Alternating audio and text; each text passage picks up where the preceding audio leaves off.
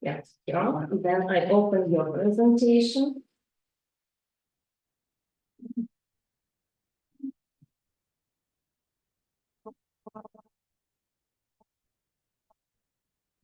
So, do you see on your screen presentation?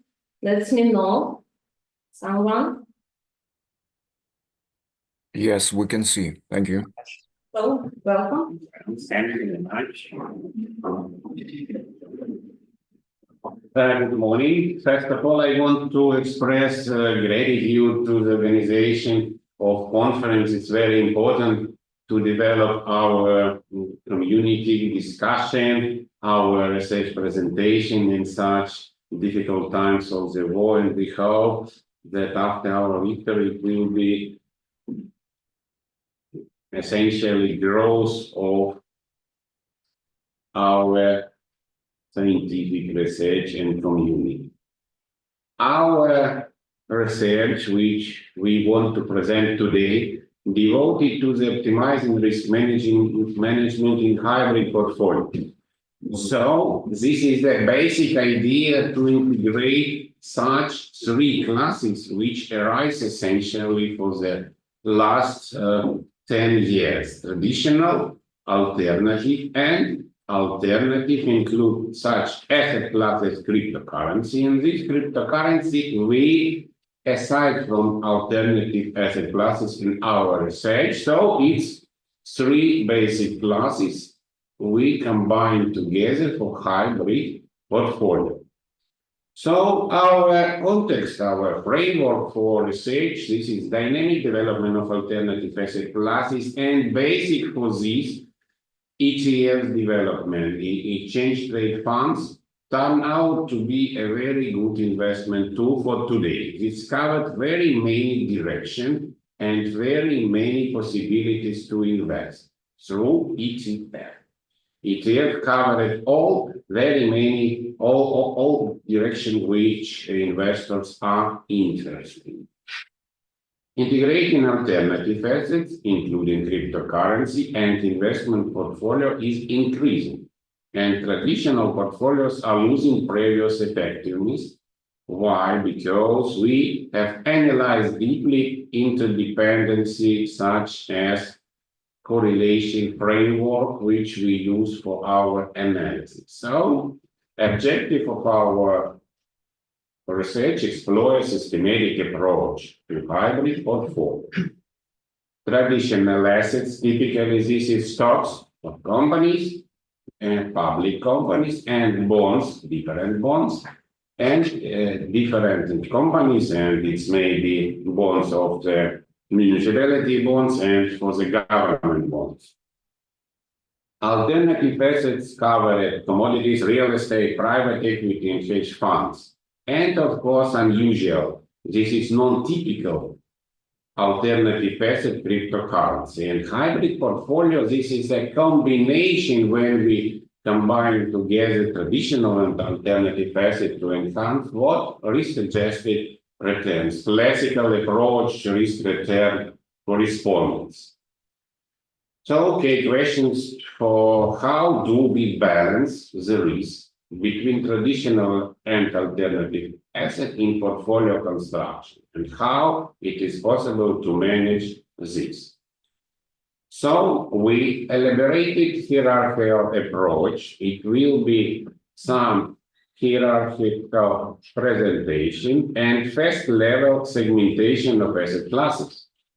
First, cryptocurrency, then ETFs for alternative asset and traditional assets. So this is first level of our consideration, our hierarchical base level. Second level of hierarchy, creation of minimum risk portfolio each segment, and then transfer this for the third level, combine minimum risk approach, minimum risk portfolios to construct hybrid portfolios. So first, our group, this is cryptocurrency. What is the specificity from the investment point of view, cryptocurrency? One of the specificities is that cryptocurrency in reality have approximately 10,000 points, 10,000 different cryptocurrency, but only 10 cryptocurrency more capitalized. And why? You can see on this picture how it's divided by market capitalization. Dominated, you can see Bitcoin and Ethereum, and 10 first, this is 87%. What is the logic to choose this 10? Because if we consider more, it will be not efficiently because it is a very low market capitalization. So first, our group, this is 10 most capitalized cryptocurrencies. Second, this is traditional assets.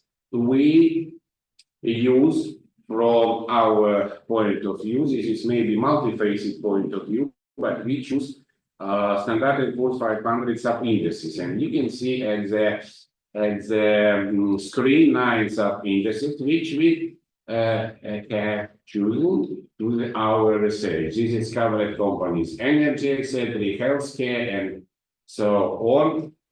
Of course, it is not one direction. It's also possible to combine in different forms. Example, market portfolios and traditional assets by the geographic diversification or some other, and typically this is maybe Standard & Poor's 500, 400, and 600, which cover the large, small, and medium companies. But here in this research, we use diversification traditional assets through branches. So alternative assets, we also use methodology Standard & Poor's because it will be corrective to combine one methodologically approach for the traditional and for alternative asset, and we choose 5 most developed direction. This direction you can see also in my screen. Why we combine together in our research traditional and alternative assets? You can see this is essential growth. You can model, and it will be exponential drive, exponential growth of these alternative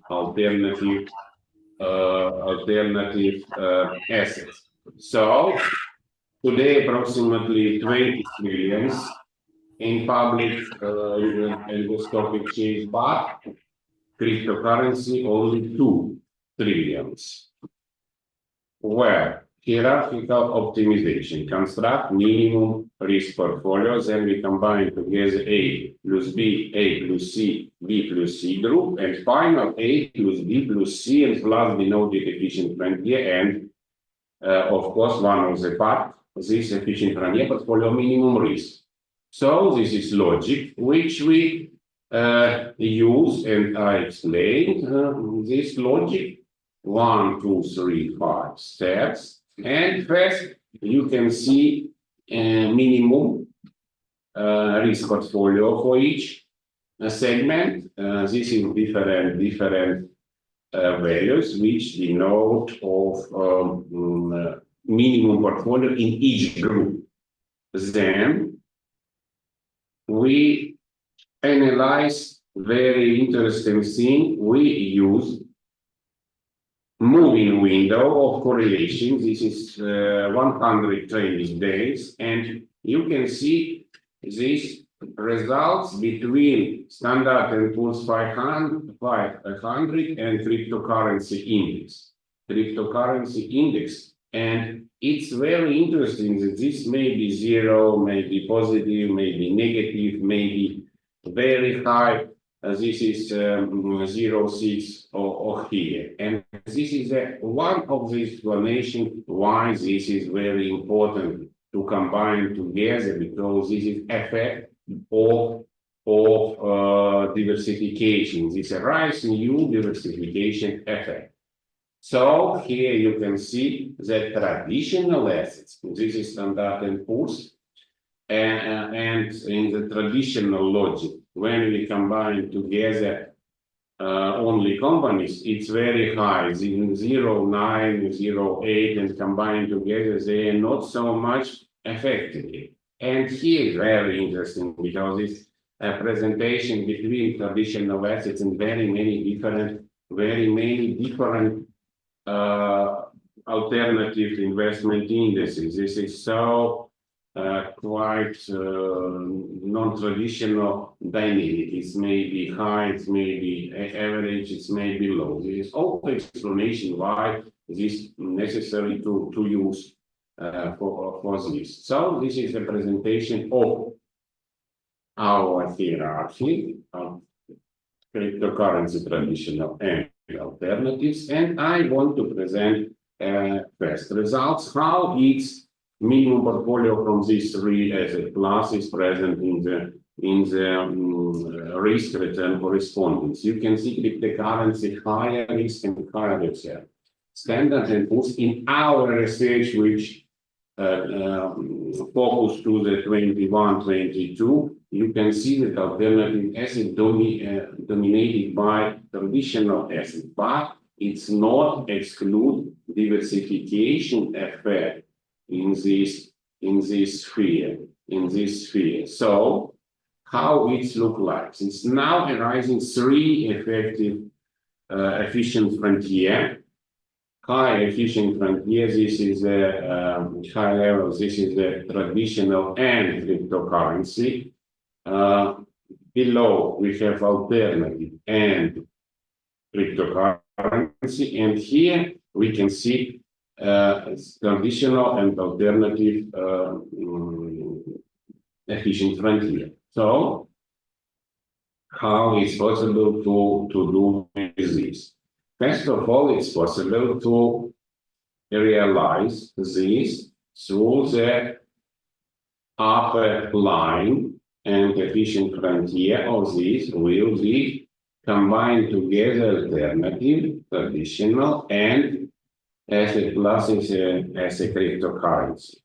And after that, you can see the portfolio structure, which is our final consideration. This is the ABC in our hierarchy, which I present here. This level will combine for the portfolio structure. Which for the low return and relatively low risk present by alternatives, and then it tends to combination alternatives and traditional and maximum traditional for some level of risk. You can see this point, and then it is necessary to combine if you want more risk and more reserve, and it's necessary to combine with a cryptocurrency, maximum risk and maximum return of cryptocurrency only. So, how it's possible to verify this our construction? We use so-called weekly value index, which combine together returns through the next period, which we use period for verification 2023. And this value-added index is very interesting that if we combine together with cryptocurrency, you can see cryptocurrency is very from one side. Maybe possible to receive some high level, but it's also maybe quite low. And our construction, which we construct by this ABC approach hierarchically, this more stable. It's not so much volatility after that. The basic logic to use this, that it will be more stable, but it's not worse than as example traditional, and you can see it gives some up moving of this weekly value index line. So what is the possible discussion? This is discussion how we can use this in practice, and I said that it will be different approaches to combine together traditional portfolios from the point of view portfolio with minimum risk. And the inclusion of cryptocurrency should be carefully evaluated because this is high volatility and this is some very specific instruments. And really, if you want a more stable, it's not necessary to involve cryptocurrency. And if you want to exclusive return, of course, on the market present, maybe only variant, this is cryptocurrency. And why hybrid portfolio is very interesting for portfolios now, because such approach understand clear the structure of portfolio. If we combine together all these assets together as classical mathematics approach, you cannot feel what component provide something. It will be mixed from 1,100 components. But when we apply hybrid portfolio, it's more a clear structure. So hybrid portfolio also provides super diversification because it's combined alternative assets. So alternative assets provide good diversification, and cryptocurrency, this is a potential second portfolio configuration by higher possible return. And according to this, it is possible to provide various risk profiles, and investing in hybrid portfolio also very easy in comparison large markets approach. So thank you very much. This is our results of our experiment. Thank you very much, dear Andrii. Thank you for your interesting presentation. Now we have discussion, and please let's ask your question. Yeah, it's interesting to have discussions. Yes. Maybe we have some question in the chat. Yeah. They just only thanks you. Yeah. Okay. So any question? I have a question. Okay, we can discuss with you. So please tell us, is it always necessary to check relationship between, for example, two assets or two currencies? Just about interdependence and analyzing. Mhm. Yes, because when we want to construct portfolio, it is necessary first of all analyze what return you want, what risk you want, and tools for this. This is of course interdependency and correlation, and maybe this is the basic our focus when we consider this interdependency, and this picture demonstrates how it's very important. How it's very important because it's very different interdependency. Okay, so and you told that correlation coefficient can be, for example, on a slide 13 from minus to plus, and if it's negative, it's bad or not? If we have correlation coefficient between two currencies, like it's negative. Well, this is our new possibility because we have very strong development of alternatives, and alternatives is very different from traditional assets. The question why? Because traditional more oriented for some company production. When we consider asset allocations through alternatives, we include very many different things, some of which speculative, for example, gold, some of these non-tangible assets as cryptocurrency, and in general, this is a presentation very interesting tendency. If market desire to some alternative presentation, it will be done. So it's as example each year to batteries, lithium batteries, when production of vehicles became higher demand to lithium, And market propose ETF, you can invest into the lithium, with lithium battery, and this is not highly correlated with another. Thank you very much. And but the role that it's Markowitz portfolio theory based on it and its effect. Yeah. Yes. So thank you. Yeah, initial correlation Yes. must be no, of course, this is a good idea. And usually, as I understand, this is the correlation matrix. No? Yes. Well, thank you very much for attention. Yeah. Any other question? So thank you very much. Yes, thank you Thank you for for this coming. presentation. Yes, for discussion. Now we know some main steps how to implement portfolio. So Well. thank you. Yes.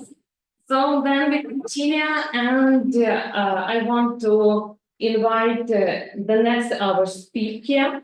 It's Soufiene Jaffali. Do you hear us, Soufiene? Yes, hi everyone. Do you hear me?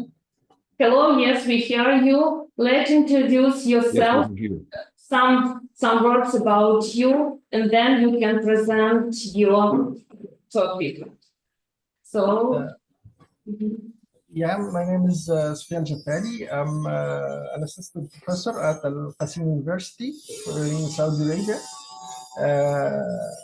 I'm from Tunisia. I hold a PhD in computer science, and I'm used to be a university instructor since 2009. Regarding research, I have worked on text mining, neural network. Also, I have some works on social network data analytics, other works on IoT routing using RPL protocol. That's it. okay, so thanks. So are you ready to start? Yeah. Whenever. Pause, and then you can present your presentation. So shall I share my screen? Or? Yes, you can. Yeah, thank you.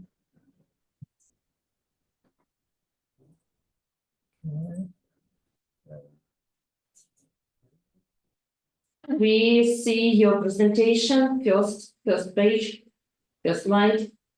So welcome. Okay, thank you. Thank you, Dr. or Professor Tetiana.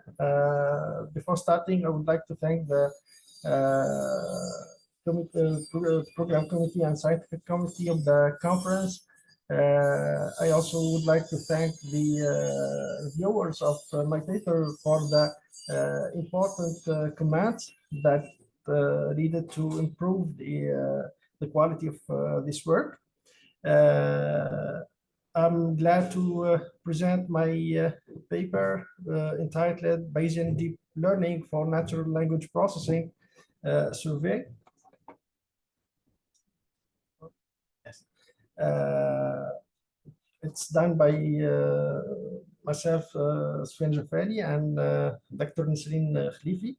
We're both in the Department of MAS at the College of Business Economics of Al Qasim University. I just introduced myself. Here we have some contact information. This is my email and my LinkedIn profile, and I'm open for any collaboration. So before starting the presentation of the findings of my paper, let me just introduce the Bayesian deep learning. As traditional deep learning models are often leading to overconfidence in predictions, Bayesian methods are crucial in improving deep learning models, especially for uncertainty estimation in areas such as legal document summarizing or sentiment analysis. The Bayesian deep learning, BDL for short, enhances the reliability and predictive performance by first quantifying uncertainty in predictions, providing calibrated probabilities for real-world applications such as healthcare and autonomous systems, and also by enhancing generalization by mitigating overfitting through posterior inference. We're focusing on natural language processing, but we can ask the question, why should we study Bayesian approaches in NLP? As traditional NLP models often make overconfidence predictions without indicating uncertainty. Some high-stakes applications, such as healthcare or legal document analysis or sentiment analysis, usually require models that quantify uncertainty to ensure the reliability and trustworthiness. Here, Bayesian methods offer a framework to improve the uncertainty estimation for more informed decisions, also offer robustness by preventing overfitting and improving generalization, and also data efficiency, particularly useful in scenarios with limited labeled data. The objectives of this work is first, provide a comprehensive overview of Bayesian methods and uncertainty estimation in NLP. To compare BDL with other approaches to uncertainty estimation. 3, identify the key strengths and limitations of Bayesian deep learning in addressing the NLP challenges. And last, explore current trends and potential future works directions in the intersection of Bayesian deep learning and natural language processing. So the remainder of this presentation will be organized as follows. We will start by presenting the core concepts of Bayesian deep learning. Then I'll present the key advancements in Bayesian approaches in NLP and the recent applications of BDL in NLP. Then we will present the advantages and limitations of Bayesian methods for uncertainty estimations. Also, we will present in NLP before concluding this presentation. So, Bayesian probability interprets probability as a measure of belief or certainty, unlike the frequentist methods that focus on event. The Bayesian theorem or the Bayes theorem, which is the cornerstone of Bayesian inference, is mathematically expressed as follows. We have the posterior probability of the parameter theta, given the data D, is equal to the prior probability, the likelihood of data given the parameter theta, multiplied by the prior probability of the parameters before observing data, divided by the marginal likelihood or evidence which normalizes the posterior. Bayesian deep learning techniques, we have several techniques based on BDL. We have the Bayesian neural networks, where the network weights are treated as random variables with prior distribution instead of random values in the neural networks. And the goal of treating network weights as random variables is to compute the posterior distribution, PWD, weights knowing data, and updating the belief about the weights based on data. For uncertainty estimation, we have some BDL-based techniques, such as variational inference, which approximate the posterior distribution using a simpler distribution QW by minimizing the Kullback-Leibler divergence. We have the Monte Carlo dropout, which dropout is applied during training and inference, which multiplies with multiple passes, providing uncertainty estimates. We have the deep unsampled train multiple networks and average predictions using variance across predictions to quantify uncertainty. The key advancements in Bayesian approaches in NLP, we have the Bayesian neural network, which provide confidence estimates alongside with predictions, which is crucial for NLP tasks such as sentiment analysis. Variational inference in NLP, we have techniques like mean field approximation and variational expectation maximization offer efficient alternatives to traditional sampling methods like Markov chain Monte Carlo. These methods are well suited for complex NLP models, enabling faster and more scalable inference. We have also Bayesian non-parametric models, which allow for infinite dimensional parameter spaces, enabling flexible applications such as text segmentation and topic modeling. We have other notable advances like grammar induction and parsing, and more robust semantic representations, improving handling of out-of-vocabulary words, and efficient hyperparameter tuning, example, topic in topic models, regularization strength via Gaussian processes. Here we have a list of recent BDL application in NLP and some suggested models, such as question answering, named entity recognition, text summarization, text generation, topic modeling, and speech. The main advantages of Bayesian methods for uncertainty estimation, we have incorporation of prior knowledge, where Bayesian methods leverage prior information, enhancing predictions when data is scarce, and provides more informed estimates useful in domains like healthcare or finance. We have also a full posterior distribution, which offers a comprehensive view of uncertainty crucial for high-stakes decisions. Unlike point estimates, Bayesian approach provide a range of possible outcomes. Also, continuous learning Bayesian models update beliefs with new data, refining predictions over time, enables adaptive systems that improve as more information becomes available. In addition to the positive points in Bayesian methods, we have some limitations such as computational complexity, as Bayesian inference, especially using methods like Markov chain Monte Carlo, is computationally expensive, and scalability. We have some scalability issues that arise with large data sets and deep learning models. Also, we have sensitivity to priors. So the choice of prior can significantly affect outcomes, and poorly chosen priors lead to biased estimates, and selecting appropriate priors requires domain expertise. Then we have comparisons of frequentist Monte Carlo and ensemble. Frequentist methods are faster, but lack prior incorporation and provide point estimates without comprehensive uncertainty quantification. Regarding the Monte Carlo methods are flexible, but they are computationally intensive with slow convergence in high-dimensional spaces. And for ensemble methods, they improve accuracy, but they lack of a full probabilistic framework representing uncertainty through prediction variance.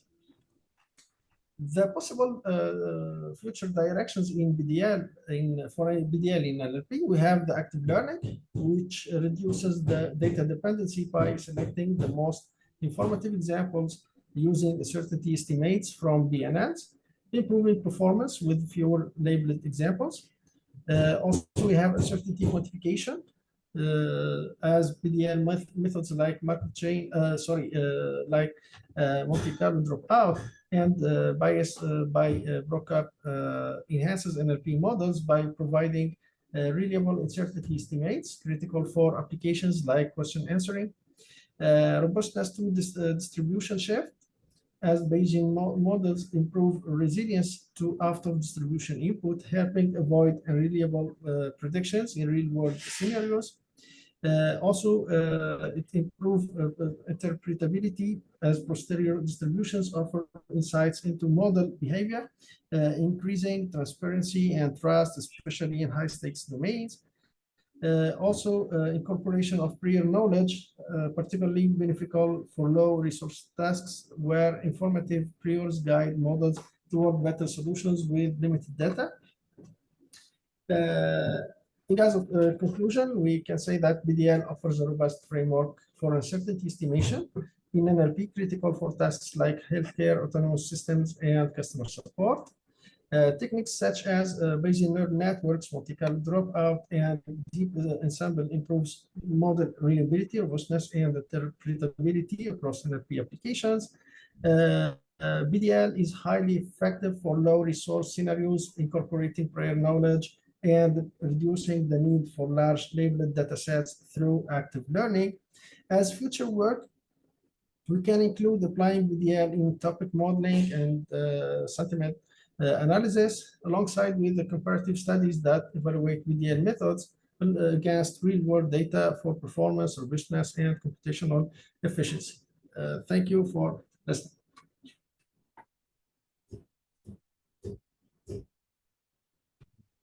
So thank you very much, Soufiene. So are you ready for the discussion? Yes. Yeah. So any question, please? No. So Soufiene, yes, we have a question. It's my colleague, Professor Vasily. We work on this field too. We have a research project with partners with Sweden, with Latvia, and your topic was very interesting for us. So we have some questions. Josephine, thank you for your very interesting presentation. We also are interested in natural language processing, deep learning, and so my question is the same. Have you carried out any empirical comparative analysis of proposed Bayesian deep learning approaches with another ones, for example, large language models? And if so, on which benchmarks and for which NLP tasks? Thank you. Sorry, can you just repeat the question? I can send to a chat and you can read. It will be better. Yeah, because I have some noise next to my office. Unfortunately, today they are fixing something there. So from time to time, you will see some drill or hammers. This is why I cannot hear you very well. The question was, do you use like is LMS approaches and which of tasks of NLP you use? And compare performance. Yes.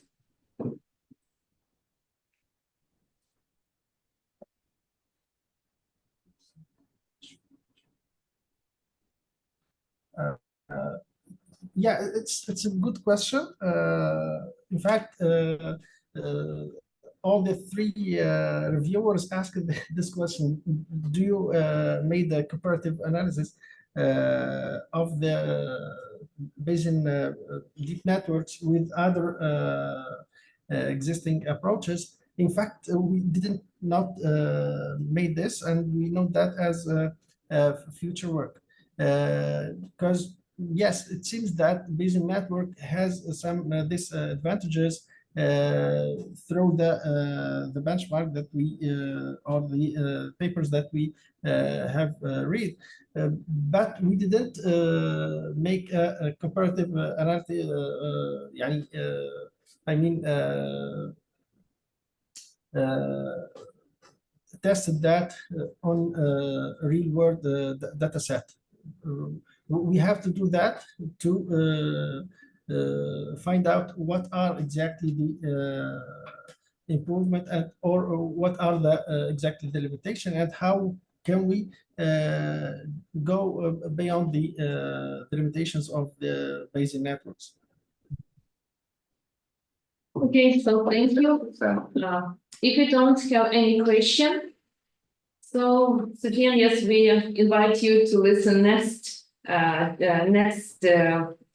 discussion, next presentation.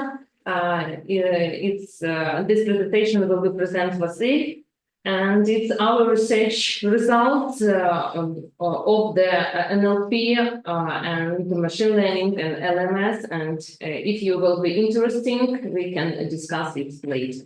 So let's invite you here. Thank you, Tetiana. Thank you.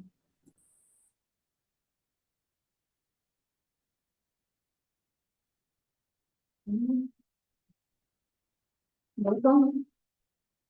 Thank you.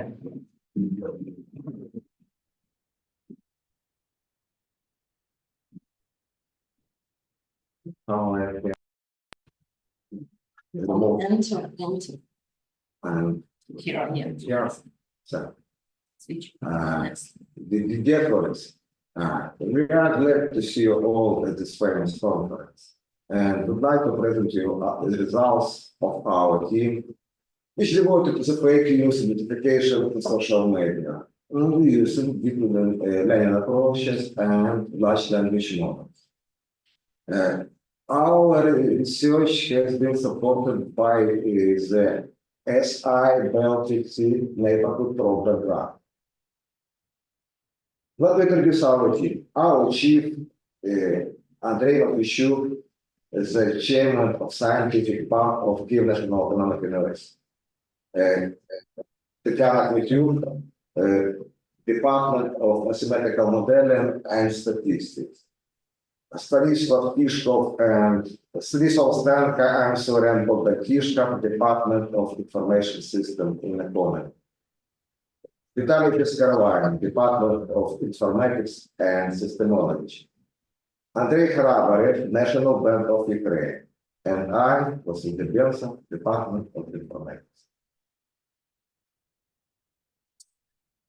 Our team has been working in the field of natural language processing during several years. As well known, natural language processing, or NLP, is a domain of research which objective is to analyze and understand human language and develop technologies to enable human and machine interaction with natural language. This is the field on intersection of computer science, artificial intelligence, and human language. On the next slide, we can see the common NLP tasks, such as speech recognition, machine translation, entity recognition, sentiment analysis, and text classification and summarization. It should be noted that fake news identification task can be reduced to the text classification problem, or in the point of view of standard machine learning pipeline. This is binary or multi-class classification.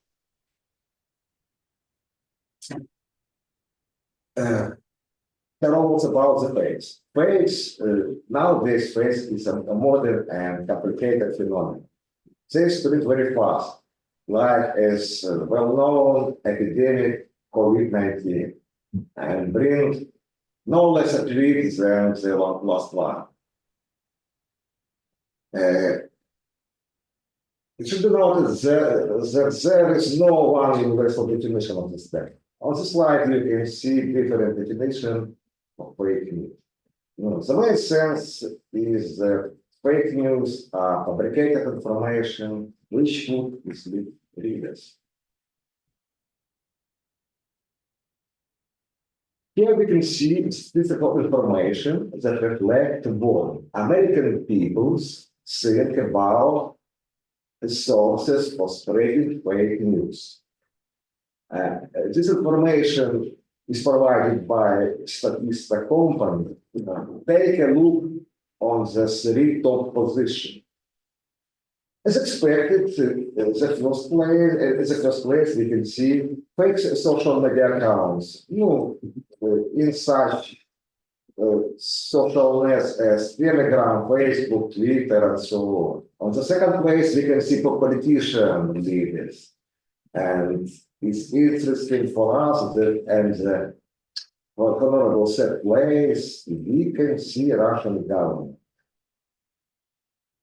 This is the opinion of American people who, as well know, are focused on the internal problem and a little interest in the international context.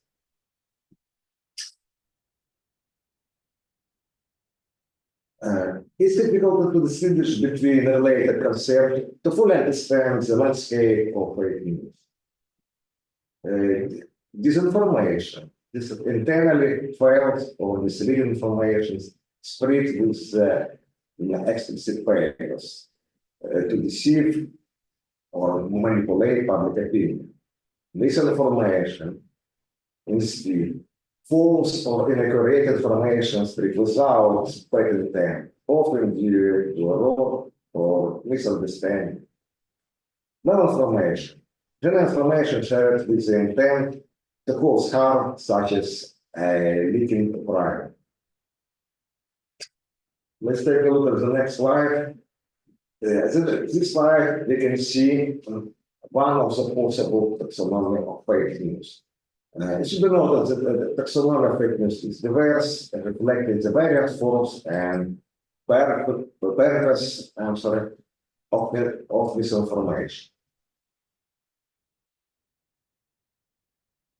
Here you can see a brief overview of the main approaches for identifying fake news and electronic media, along with their advantages and disadvantages. As we all know, the most accurate, but at the same time, the most expensive and time-consuming is manual fact-checking, which involves checking the authors for finding these facts in other resources, checking URL addresses, accounts, and social networks, the activity, performing a reverse search on the internet for images or videos, and so on.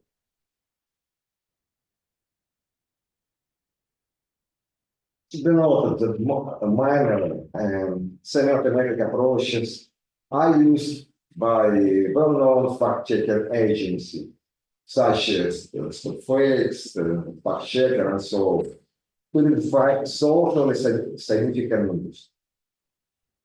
Considering the huge volume of electronic content, there is an urgent need to develop automatic system for its monitoring and identification.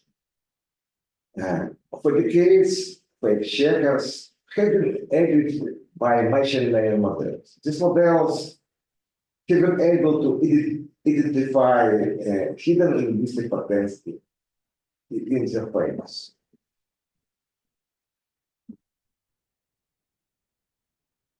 And in the recent years, automatic detection systems are built on the basis of deep neural network and large language models.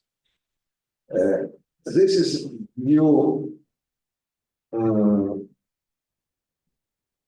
first of all, advanced in deep neural network architecture, significant increase in computational capabilities, development of diverse annotated and labeled data sets for natural language processing tasks.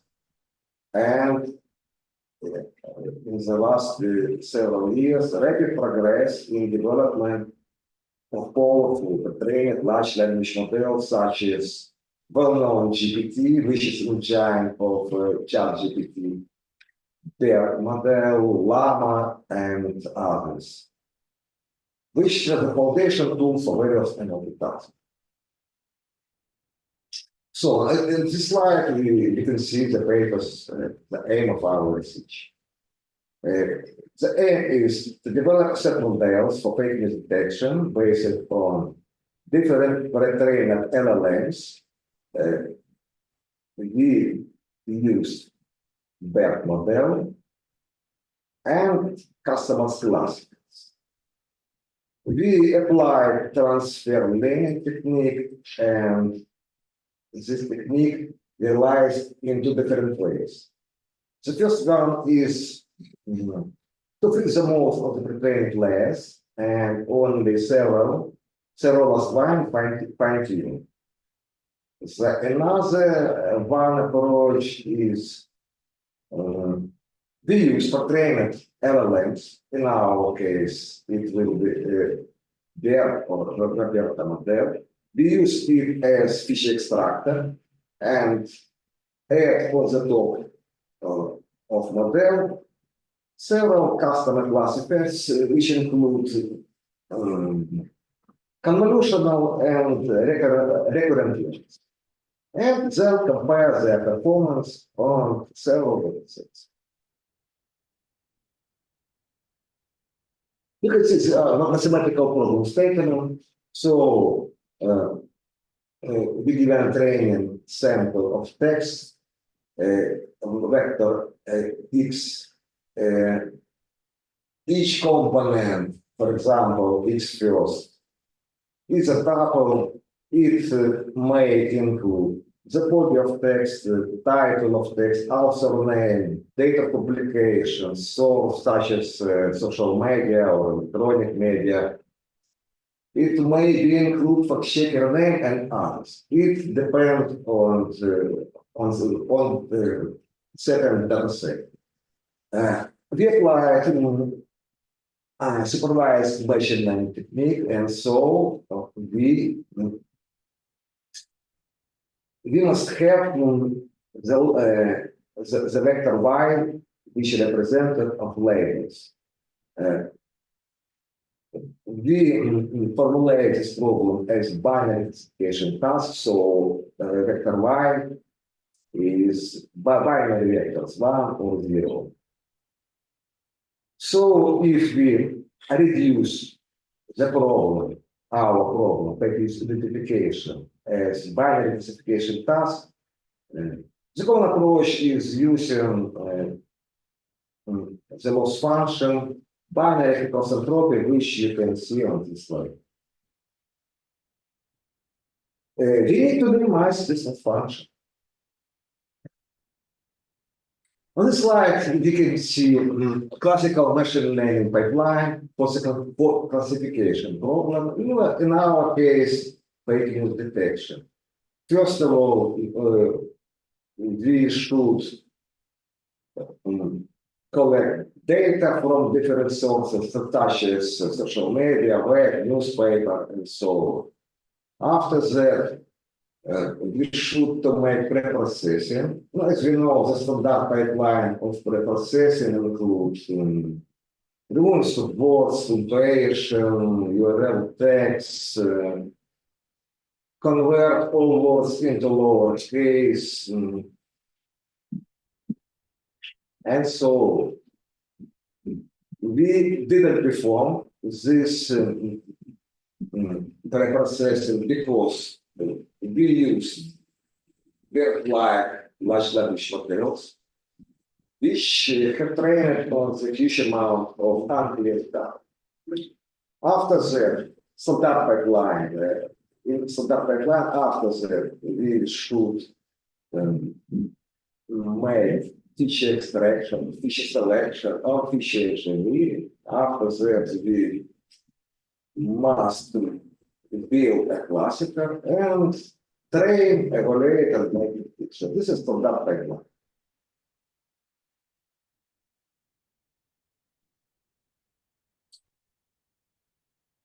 As I noted, we use bidirectional encoder representation for transformer models, BERT. Several words about the BERT model. This model was introduced by Google company in 2018. This is really deep neural network. The base architecture of BERT include about 300 million parameters. You can see the typical architecture of this model. It consists of 12 encoders. Each encoder is a deep neural network. On the next slide, we can see the key concept of the BERT architecture. First of all, it has own tokenizer and it uses several embeddings. Token embeddings has length 764. Moreover, it uses positional embedding, which add information about the position of tokens with the sequence. Some words about how it works. Build process text by breaking it into paths or tokens, applying positional segment engagements, then passing it through multiple transformer layers. You can see 12 layers. Each layer refines the contextual understanding of the input. The final output is a set of contextualized words and values that can be used for various multitasks. Self-attention is a key component of the transformer models. Like that, it allows the model to vary the importance of different words in a sequence when processing a specific mode. For research, we use Roberta model, robust optimized BERT approach, developed by Olha et al. This model has the same architecture as a BERT, but has some improvements.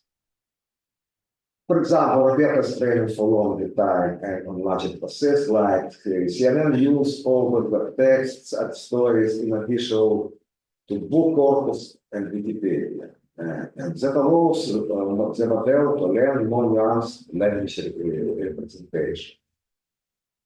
Roberta uses large page size during training, which helps in better gradient estimation. Roberta is trained on longer sequences, allowing it to capture more complex relations.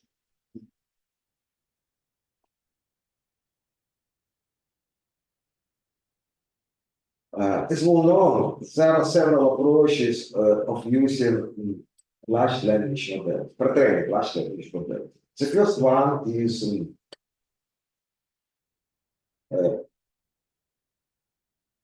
retrain all ways, all layers model on our datasets. But this approach requires significant computational resources and large volume of data.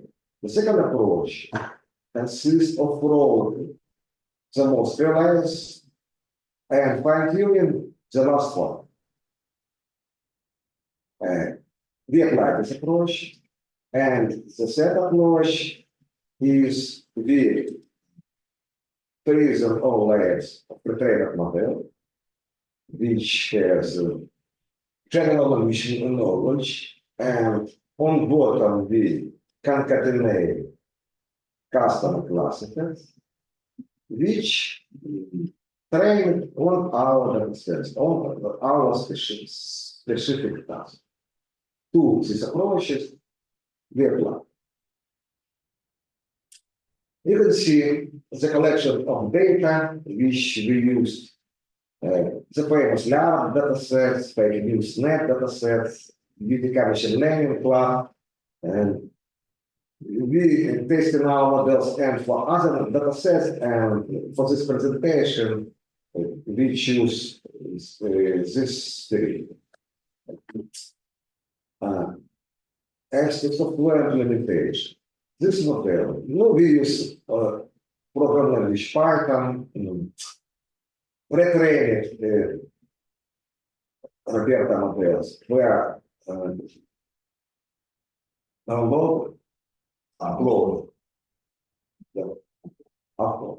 uploaded from even face side. We use PyTorch framework.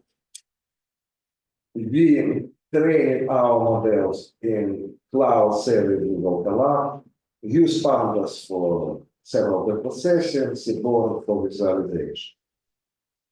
Our preprocessing can include only binary encoding for labels, concatenation and several fields. For example, article title, body of text, URL, and so on. And deleting several fields from datasets. On this slide, we can see the first of our proposed customer class. which based on convolutional neural network or CNN architecture. You can see the layers as the first column, their type, second, fourth columns represent input and output shapes, and short description. As you can see, Roberta, its embeddings is 768, 68 dimensions. This is out of Roberta model, which we pass into our customer class. We also we use standard convolutional and Maxwellian layers, activation function remove, and dropouts for prevent unfit. The second classifier was based on combined CNN and Bielinskyi layers. On this table, we also can see the detailed architecture of our classifier. Convolutional layers, bidirectional layers, relu activation function, and dropout for prevent overfitting. The last layer for the connected and softmax for making pitch. Here you can see the final parameter tuning. We split our data into proportion 80 to 20%. The power rate 0.3, 30%, pitch size 16, max length, maximum amount of tokens which our model can process is or 64 or 128 for different data sets which we choose different max length. And the result, as we have binary expression problem, the performance matrix is accuracy. You can see on the left side of the slide the equation for accuracy matrix. We divide the amount of sample which our classifier true predicted. We divide them on all amount of samples in our matrix. We calculate also other metrics. Let's take a look on this slide. Here you can see accuracy and loss graph for fine-tuning model, fine-tuning, the last layers, very plain, for different fine-tuning. Accuracy and loss, Olha and political data set. And here we can see the confusion matrix. It should be noted that confusion matrix were calculated on the test data set. This is the sample that our model hadn't seen when it was trained. As you can see, our target is class number 1 of fake, class number 0 real. As you can see for the other set, our model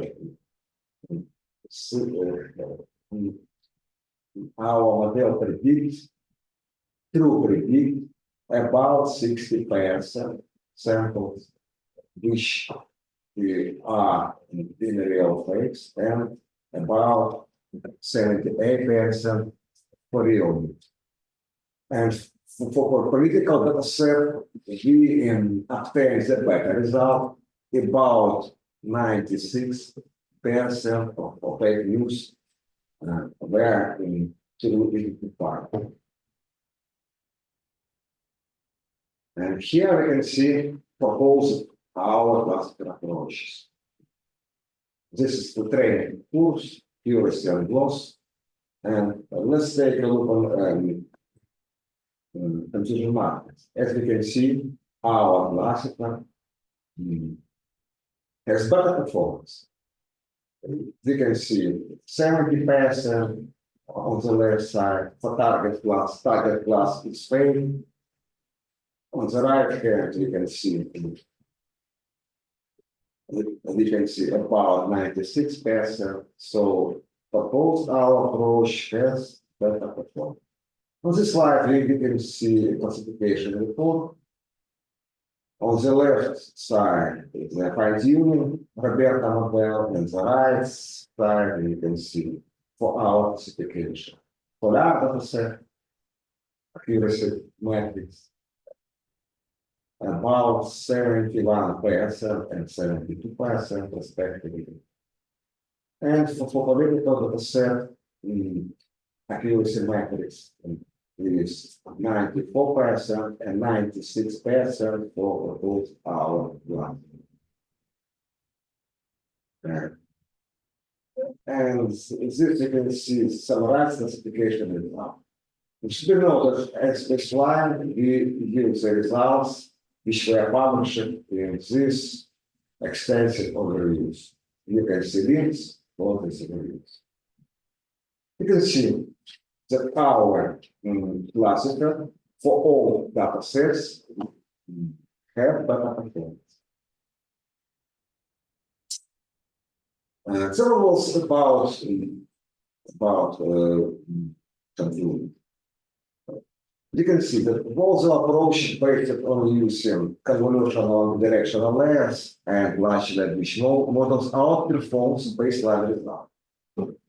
The second approach based on using pertainment models and species vector all layers of program. This additional customer classifier combines the strengths of pertainment language models, their secret of processing, biostellar and local pattern recognition. We should train LLM models, such as Serhiienko. It's promising for detecting fake news. And I would like to say several words about limitation. First of all, our model don't check the trust of the facts. They look for hidden linguistic patterns in text. For example, strong emotion tolerance, often negative. Disconnection between different parts of the text, or between the title and the body of the text and its content. Our model also could analyze social context and given probabilities for the development of the several plots. Moreover, real data, real media content has a complex structure and is not always can be binary classified as a real or fake. For example, the original data set has 6 gradations. Real, mostly true, half false, and so on. And at the ending of our presentation, I would like to present our direction of our message. First of all, we would like to test our models in other data sets. For example, for multiplex classification. And second, unfortunately, we didn't find data sets for Ukrainian language.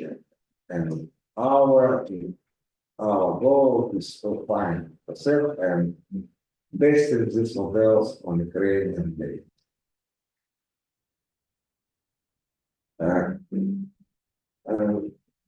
We also I would like to develop other general models based on transformer architecture with attention mechanism. Recently, we have been starting testing of these models, Wiesenberg, XLM. XLM, for example, is multiple language. It supports Ukrainian language, Olgierd, and so on. And we have obtained several interesting results which have been published, which will be published soon. And one of the directions is design and development of system for kinetic monitoring of social influence. Thank you for your attention. So Any question?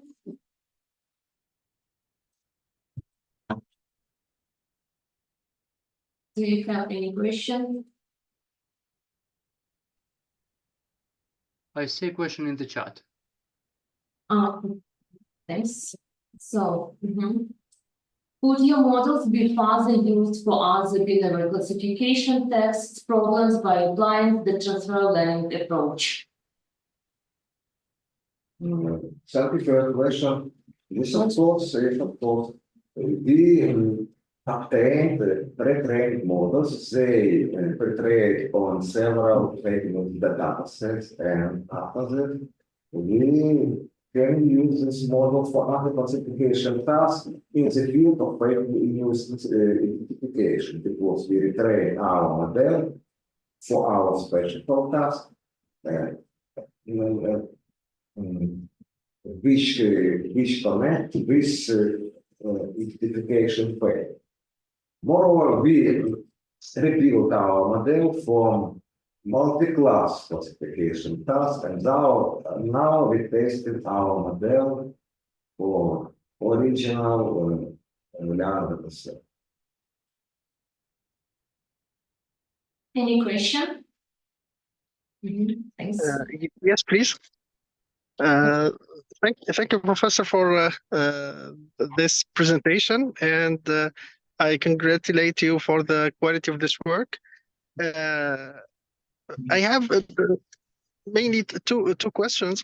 Do you think that if we substitute the top classifier with the Bayesian classifier, and we can get a probability of fake news instead of a class? And instead of saying that that's a fake news, or it's not a fake or true news, you can say it's a fake with a probability of 29 or 89%, for example.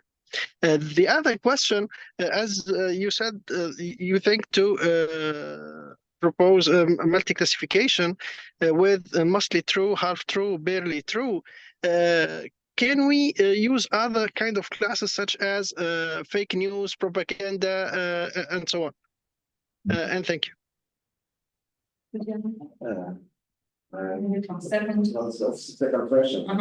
We will start from the second question. Thank you for your question. As for your second question, yes, our model, we understand that fakes are complicated phenomenon, not only true and false, and one of the directions of our future research is rebuild, redesign our models for other types of fake news. Moreover, one of our idea is to process with multimodal content, which has image, which has text or videos. This task will need only large language models, but several computer vision models, and we would like to work in the direction of the future. Thank you. And for the first questions,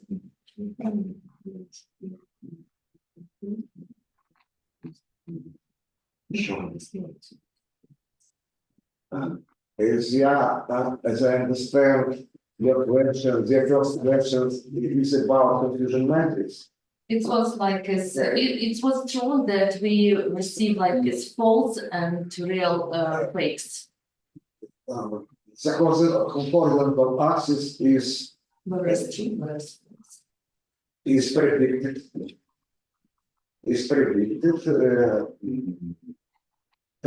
values for our model, and the vertical axis is the real. Although we have binary classification task, our first class is fake. This is our target. The class 0 is real news. Class first is fake news. Here you can see a number of samples which model correctly predicted.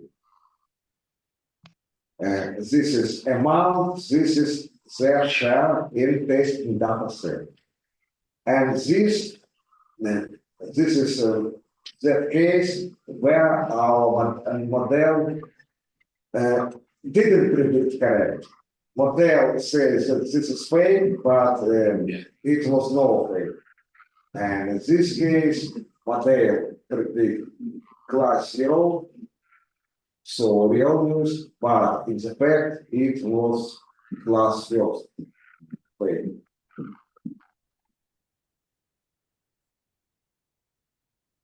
So, and yeah, and I think it will be better that we will note that we tested our models by different data set, and you can see different confusion matrices, for example, for data set LBR, for data set political fact, and it's better, Roberta, Fine-tune and our class. better work on the second data set. And for example, we have another approaches, another models Our proposal. that we offer with proposal, and we test this model. For example, we combine Roberta, CNN, and BILSM, and for the data set, and here you can see results where we see better performance, and for the data set and for political data set. So you can use these models by your media content and test your media content, and then you will see which of these approaches, which of this model will be but we test and we receive that, and we recommend to use like it's combination of approaches of model. But yes, it's a result of confusion matrix, and you can see like this fake and real. It's the result. Soufiene? Yes. Yeah, received. Okay, any other question? So, and I want to introduce our partner, ET. Are you here? It's our Sweden partner, and we work together on the project, and yeah. Yes, I'm here. I wasn't ready to speak, but hello, I'm here. Yes, hello, yes, we're glad to see you. So it's our first result, and then we have a lot of ideas, a lot of aims, goals that we want to achieve, and hope we will do it. So maybe you have any question, but or not, maybe you can comment something. I have to admit that I don't have any questions. It seemed pretty complicated, and I tried to get it through the project. So, so thank you very much. It sounds very interesting. Okay, yes. Oh, yes. On December, we plan to have some training course, about 2 days, and there we will try to study to learn you how to use all these models. That's why we invite you. So thank you very much that you can connect. Thanks. So see you. Thank you. Thank you. Thank you. Goodbye, see you later. So let's thank you very much, Vasil, for your presentation. Thank you, guys. Thank you, guys. Our research. See you later. So let me introduce the next our speaker is Andrii Bielinskyi, and he is like the second moderator of our session. Andrii, hello. Yeah, good afternoon, everyone. Good morning. Yeah, so welcome, please. We are ready to Could listen. you see my screen and switching slides? Yes, we see the first slide. Yes. Okay, excellent. Yeah, okay, I see. Okay, good morning, everyone. My name is Andrii Bielinskyi, and today I'll be presenting our research on multiscale entropy indicators in business performance. In this presentation, we will explore how multiscale entropy can be applied as a tool for assessing business performance. And by analyzing business data through the lens of entropy, we aim to uncover insights into the complexity and stability of business operations. In this slide, you can see three main components of our indicator panels, categorized by operational, tactical, and strategic levels, each with distinct functions in monitoring, analyzing, and management. At the operational level, we have the indicator panel, which focuses on real-time monitoring with tools like statistical models and decision-making mechanisms. This level is essential for generating warning signals and facilitating rapid responses through agents. Also, we have the tactical level, which is presented by Business Analytical Portal. Here on tactical level, we have the emphasis on online analytical processing, interactive reporting, and modern visualization techniques. This level manages documents workflows, tracks information usage, etc. And lastly, we have the strategic level, which involves a balanced system of indicators designed for long-term analysis. This includes time series analysis and standard reporting essential for high-level decision-making. It also incorporates meetings and strategic cards, which provide a broader perspective on performance over time. And we have an understanding that all these indicators and different operational levels need to be considered from a perspective of complexity theory. We have a study guide on complex systems modeling in Python, co-authored by Professor Solovieva and myself. And this guide offers practical tools and methods for exploring these concepts through computational modeling using Python. So here you can see a corresponding link. It provides access to this resource for those who are interested in learning more about applying complex systems in a broader way. And actually, except entropy analysis, you could find also other indicators that actually could be used at different operational levels to analyze KPIs of your company. And by combining these scientific principles with our multiscale entropy approach, we can better capture and analyze the complexities of business performance, providing insights that are grounded in the behavior of complex systems. Now I would like to start actually with the main concept of our analysis, the Shannon entropy analysis. Shannon entropy, introduced by Claude Shannon in 1948, is a fundamental concept in information theory. It measures the uncertainty or unpredictability associated with a random variable, which makes it highly relevant for analyzing complex systems, including business performance. In practical terms, when we say that our system has a low entropy value, it implies a more predictable system, while high entropy value suggests greater randomness and unpredictability.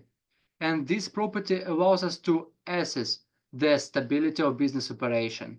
By measuring entropy at different scales, we can capture both long-term fluctuations and long-term trends in business performance, which provides valuable insights for decision-making.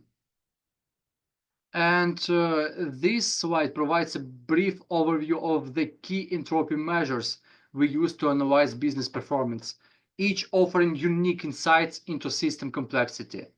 So we have approximate entropy, and approximate entropy measures the complexity and predictability of time series data. It evaluates the likelihood of patterns repeating within a certain threshold. Though it can be sensitive to parameter selection and less stable with small sample sizes. Also, we have fuzzy entropy, and fuzzy entropy addresses some limitations of approximation entropy. by using smooth kernel functions, making it more robust against noise and better suited for small data sets. It improves accuracy and it provides more reliable complexity metric. The third one is permutation entropy. Permutation entropy measures the complexity based on the order of values in a time series, which makes it ideal for detecting chaotic behavior. It's particularly effective for analyzing shifts and changes in our dynamical system, like financial market. And the last one is distribution entropy. Distribution entropy assesses the variability and disorder in a time series by measuring the distribution of distances between observations. It measures, it's very useful for short-term dynamics, long-term dynamics, and it's a really stable indicator of complexity over shorter time scales. So each of these entropy measures captures different aspects of data complexity, enabling us to analyze business performance from multiple angles, multiple scales, enhancing our understanding of system stability. In this slide, you can see so-called coarse grain time series, coarse grain procedure that allows us to measure the complexity of the studied system over different times and different scales. So if we want to construct the so-called cross-grain time series, in this case, we need to define the parameter tau. And tau is the number of different scales that we would like to analyze. And as an example, as you can see, we have like scale 2. What we do in this case, scale 2 is when we take an average between two consecutive points. And we get like new value y sub 1, 1. If we have scale 3, we have an average over 3 consecutive values. And in this case, we get new coarse grain time series for scale 3. If we have scale 4, we get an average over 4 consecutive neighboring values. And we get the values for scale 4. And in this case, for different coarse grain time series, we can measure entropy values, different entropies like approximation entropy, permutation entropy, etc.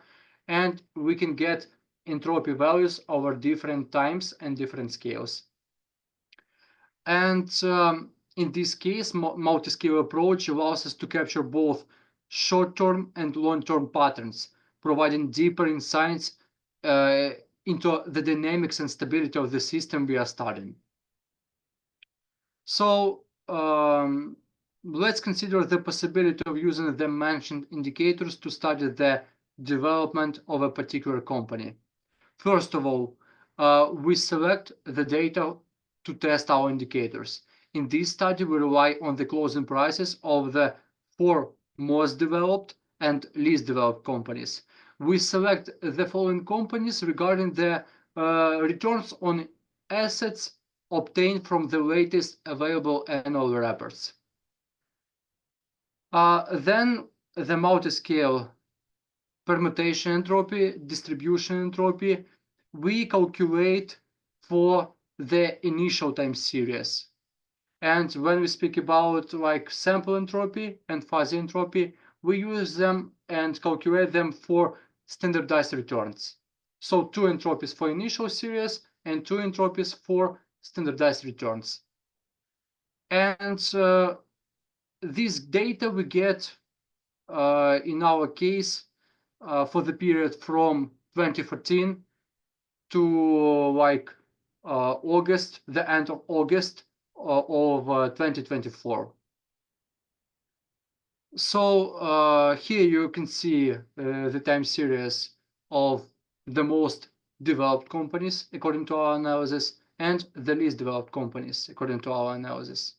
And here you can see the standardized returns of these companies. And as you can see in our case, we can see that for the most developed companies, the dynamics is presented to be very variative. So we can see different fluctuations for those different companies. We can see dynamics. But for the most undeveloped companies, according to our analysis, we can see that in general, before COVID, we had very stable, very laminar behavior. But after COVID, we had really serious crash and we had really chaotic behavior. So in this case, dynamics of the most developed companies like Apple or Microsoft, their dynamics is presented to be very variative, very changeable. But in this case, the dynamics of these companies is presented to be, I would say, very unchangeable, or at least more unchangeable comparing to these companies. And we assume that for the most developed companies, entropy may vary throughout the dynamics of the indices. And for the least developed companies, entropy will remain constant and at the maximum level. And each of the presented indicators will be calculated both for the whole time series across different scales and for the subperiods using the so-called sliding window algorithm. So we get the window, we calculate all our measures, we slide this window by a predefined value, we recalculate entropy values, and we get the notion of the change in complexity over time. And in this case, as the first result, we can see the multi-scale approximation entropy for the most developed and the least developed companies.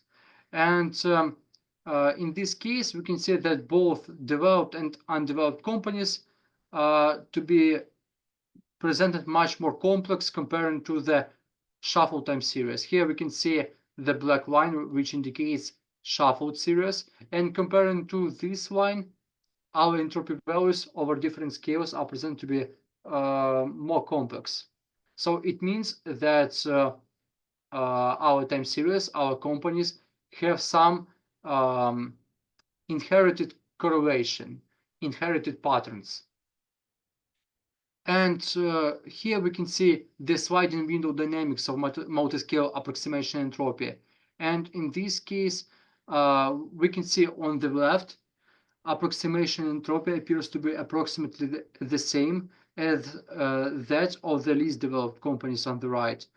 Higher multiscale entropy and dynamic patterns compared to the shuffled series indicate that the developed companies' stock indices display significant temporal structure that are associated with both deterministic and stochastic components, which are absent in the shuffled series. And this suggests that the market activity of these companies is non-random and influenced by underlying factors such as market conditions, investor behavior, and corporate strategies. The least developed companies demonstrate substantial variations in multiscale approximation entropy over time, with notable peaks indicating spikes in complexity during specific market conditions. And these peaks are more pronounced than those observed for the developed companies, suggesting that market behavior in this case of these companies is more pronounced to rapid changes and market instability. And these companies are likely more affected by external market shocks, market uncertainties, which is reflected in their more pronounced complexity patterns. In this slide, we can see a fuzzy entropy pattern. On the left, we can see fuzzy entropy for the most developed companies. On the right, we can see multi-scale fuzzy entropy for the least developed companies. But in general, we can see that the complexity is actually much higher comparing to the shuffled series, which indicates that developed companies, undeveloped companies are presented to be much more complex than we could see. And here we can see the multi-scale fuzzy entropy indicator. And on the left figure, multi-scale fuzzy entropy remains higher than that of the shuffled series. And it indicates that the time series of these stock indices exhibit considerable complexity, suggesting structured market dynamics driven by business strategies, investor behaviors, and external market conditions. And actually, on the right, we can see also fuzzy entropy for the least developed companies. And we can see that actually, in this case, the least developed companies are also presented to be more complex on the same level as developed companies, according to this indicator. In this slide, we can see a multiscale permutation entropy pattern for the whole time series. Figures on the left and on the right depicts the multiscale permutation entropy across varying time scales for the most developed and least developed companies. Permutation entropy quantifies the complexity of time series based on the order of their values. And in this context, higher permutation entropy indicates higher unpredictability in the stock indices. And for the most developed indices on the left, permutation entropy is generally lower compared to the undeveloped indices, which are on the right, reflecting more structured behavior in developed companies. And this implies that the most developed companies exhibit more deterministic behavior, while the least developed companies display higher entropy, indicating more chaotic market conditions. On this slide, figures on the left and on the right show the sliding window dynamics of the multiscale permutation entropy for both types of companies. And multiscale permutation entropy serves as a cumulative measure of complexity across time scales. On the left figure, multiscale permutation entropy for developed companies remains relatively stable, relatively periodic, but for the most undeveloped companies, it's presented to be much more chaotic. We can see that some companies are very close to the shuffled version. And it means that very often these companies, they lose their internal correlations. They lose their predictability. And it means that actually most of the time, developed companies are presented to be more predictable, and they present more pattern behavior, more predictable behavior. And the last one, we can see figures related to distribution entropy. And in this case, we can see that actually for the most developed companies, the most developed companies are presented to be much higher if we look at this shuffled version. And it means that developed companies are presented to be really complex. They have some internal correlations, and they are much more predictable. Also, we can see NVIDIA is presented to be lower comparing to this shuffled version, but it means that NVIDIA has some internal dynamics that is very different comparing to these stock indices. And we have also undeveloped companies. Their multiscale entropy is presented to be very close to this shuffled version. And in this case, it means that we can see that like the entropy value becomes much higher and higher over different scales. And it means that on a long-term scale, our indices are presented to be much more unpredictable in general, much more complex. And distribution entropy within sliding window dynamics. As we can see, in this case, we have like entropy value for shuffled version, and we have entropy value for different indices. In this case, we can see that distribution entropy is presented to be very variative, and it means that our indices are presented to be really complex. Developed indices are presented to be really complex. And distribution entropy for undeveloped stock indices, it's presented to be on the same level, almost on the same level as the shuffled version of our time series. And it means that most of the time, these undeveloped companies remained really unpredictable and really complex if we judge according to this distribution entropy. So in conclusion, I would like to say that really we can use entropy measures, multi-scale entropy measures, and we can apply them to different KPIs of our company to measure how predictable is presented to be a specific company over different scales, over different short and long-term scales. And in general, we can use multi-scale entropy as an early warning system for a specific company, for a specific organization.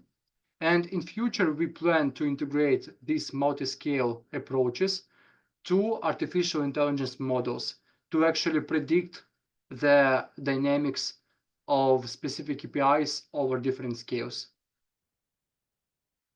So thank you for your attention and would be glad to answer your questions.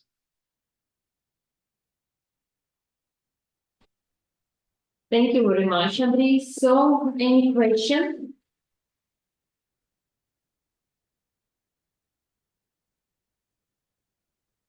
You can write into our chat or you can tell us.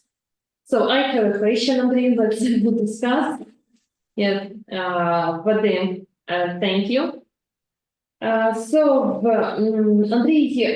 could you tell about advantages of entropy, multi-scale entropy indicators that they offer over traditional methods?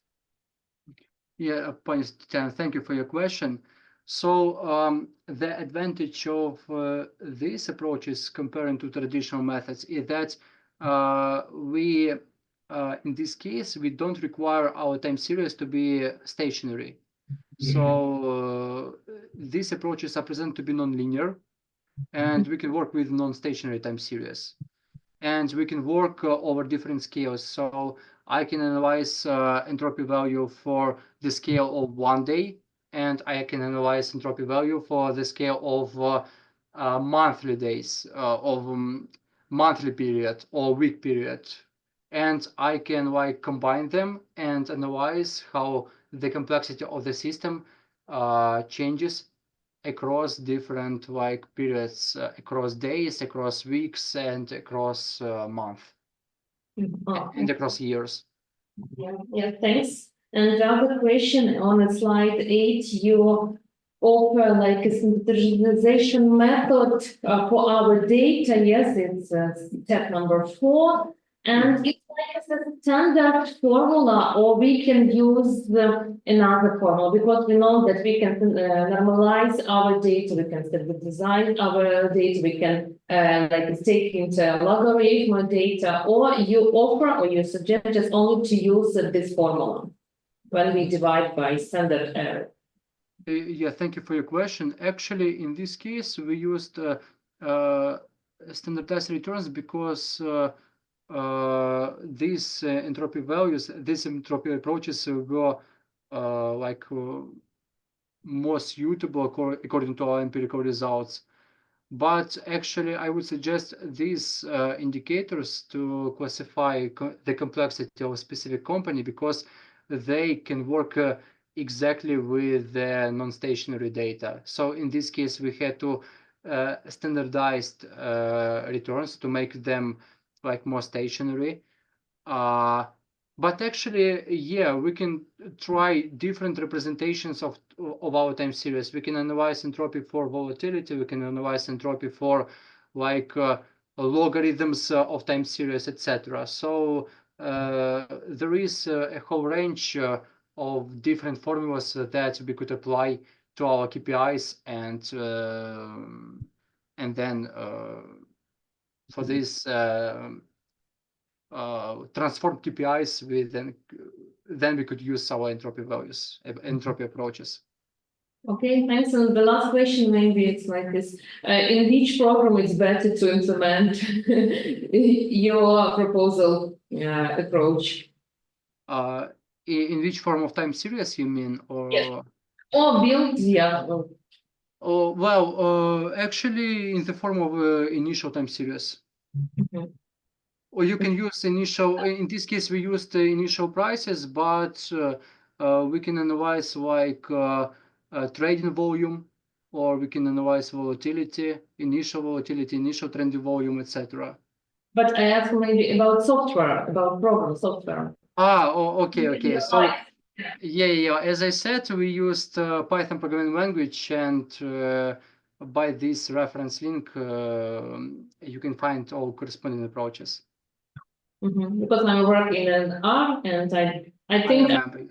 I can implement it too. But I think in R you actually could find similar approaches. Shannon entropy definitely, but I think also permutation entropy and other type of entropy. So R is also like the number one option for entropy analysis. So, okay, I will ask you later. Okay. Thank you very much. And now maybe we'll have a question. Just only thanks you, Andrii, for your presentation. And now I suggest we can make a short coffee break, and then we continue our discussion. Do you agree with me? So maybe we will have a short break and back after a 1:15. At what time we should continue our conference? Conference? At what time? Will 1:15 or what? will be ended? No. At what time we will continue? I continue after coffee break, 1:15. You can see on this. Okay, thank you.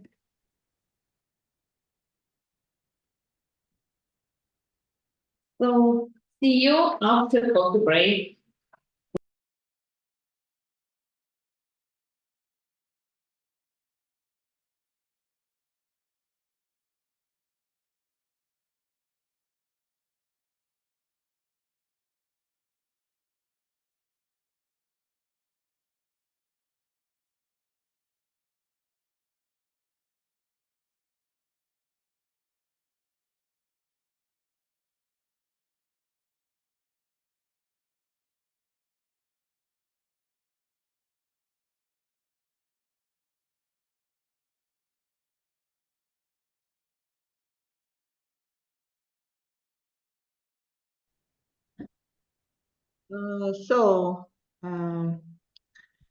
Good afternoon, dear colleagues. First of all, I want to say thank you for organizing committee for this possibility and to be a part of such great event and to be part of such great scientific community. And today I want to present you the teamwork of me and my colleagues and actually friends. And this is a collaborative work, and it's about forming optimal investment portfolio structure with some approach. And first of all, I want to say that our intention was to investigate opportunities of some machine learning methods to form an investment portfolio. And within the current research, our decision was to study speculative portfolios, for which the core method of making profit is capital gain. And the most suitable financial instruments for such a portfolios are stocks. Here on the slide, according to the mentioned object, you can see our research aim, and it was about to form and implement the algorithm that will be able to form initial set of stocks to be included into such a portfolio, reduce the dimension of the given set, and finally form the optimal portfolio structure. And of course, on this slide, you can see the core algorithm steps. And for the next slide, I want to discuss each of those mentioned steps. So here you can see the first and the second step, and they're about initial set of indicators. So again, according to our goal, our decision was to include such core groups of financial instruments such as liquidity, solvency, profitability, and market value ratios. And you can see some examples of these ratios on the slide. And also here you can see the notation, the mathematical notation for the final data set. And as a result of those two mentioned steps, our decision was to apply our algorithm for initial set of stocks which were constituents of Dow Jones Industrial Average Index as of August 2024. Also here you can see the initial list of financial indicators mentioned on the previous slide, and it was investigated by us that there were significant levels of correlations between those indicators. That is why, again, our decision was just to decrease the initial dimension, and you can see the final list of those indicators on the left of this slide.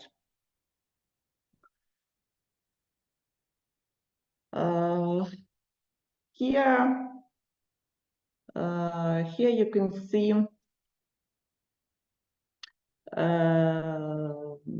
in brief the third step, and it is about the proposed algorithm of classification. And within this research, our decision was to implement some self-organized map approach because we do not have initial information about either multi-dimensional structure of the given set of stocks or about the level of homogeneity of this structure. And our intention was to investigate those structure and to determine the applicable number of homogeneous groups. So it seems to us that self-organized maps will be very suitable for this.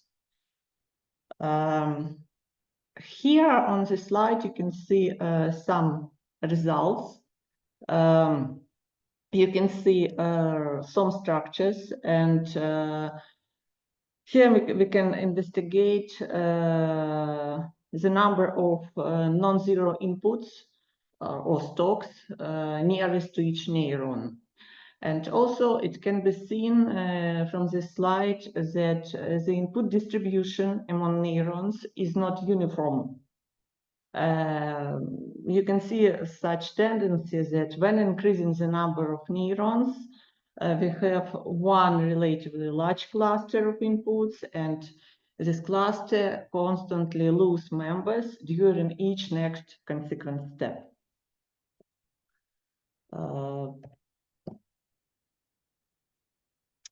Here, again, you can see some results for some structures. For instance, in the table, you can see all topologies that were applied.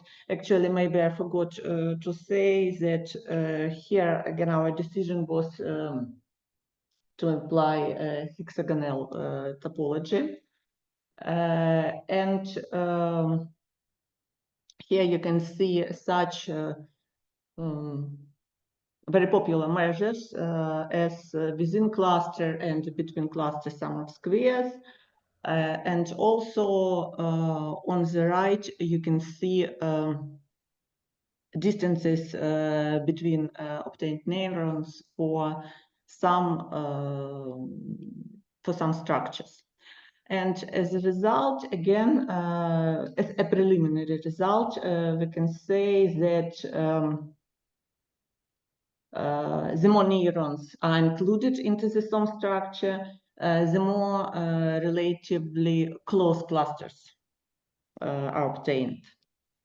And as a result of also, when we decide to generalize, yes, all those steps, our decision was finally to take into account for our further research 2x3 topology. So in general, we have we will work with 6 neurons. All those neurons were obtained. All those neurons were not empty. So each of them, you can see the result on the slide. You can see that for each neuron we have obtained at least one input, nearest input. And also here you can see the resulting distribution of initial stocks between clusters. Our next step was about our next desire was to take a representative from each obtained cluster, and here on the slide you can see those representatives for each cluster. And according to proposed algorithm, we take just those member who is the nearest to the cluster center. And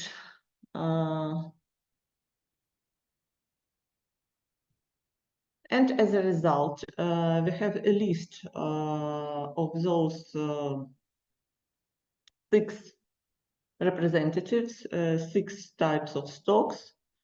And for this initial list, we applied Markowitz approach. We have constructed Markowitz model to construct the optimal, to obtain optimal portfolio, to obtain optimal weights.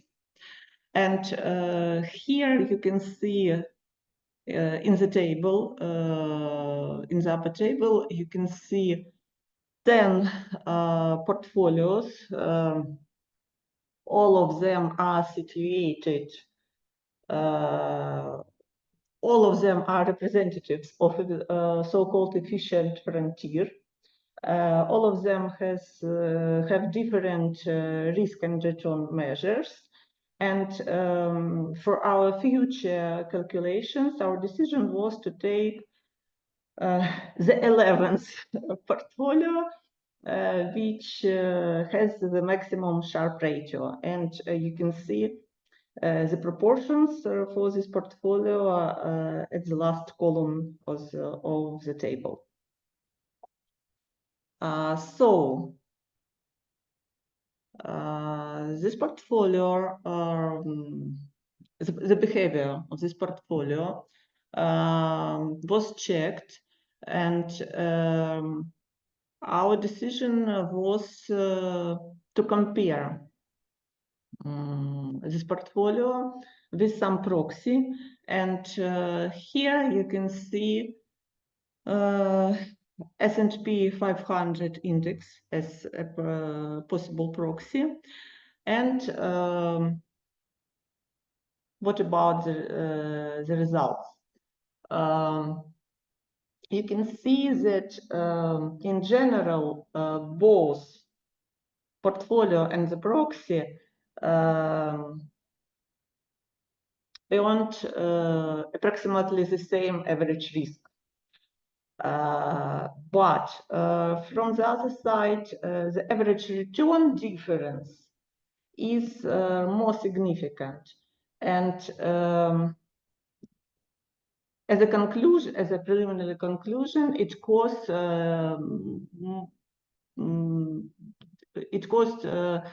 differences in appropriate return risk measures in return risk ratio. Also, we have investigated such popular indicator as maximum drawdown. It was about difference between current return and previous return maximum.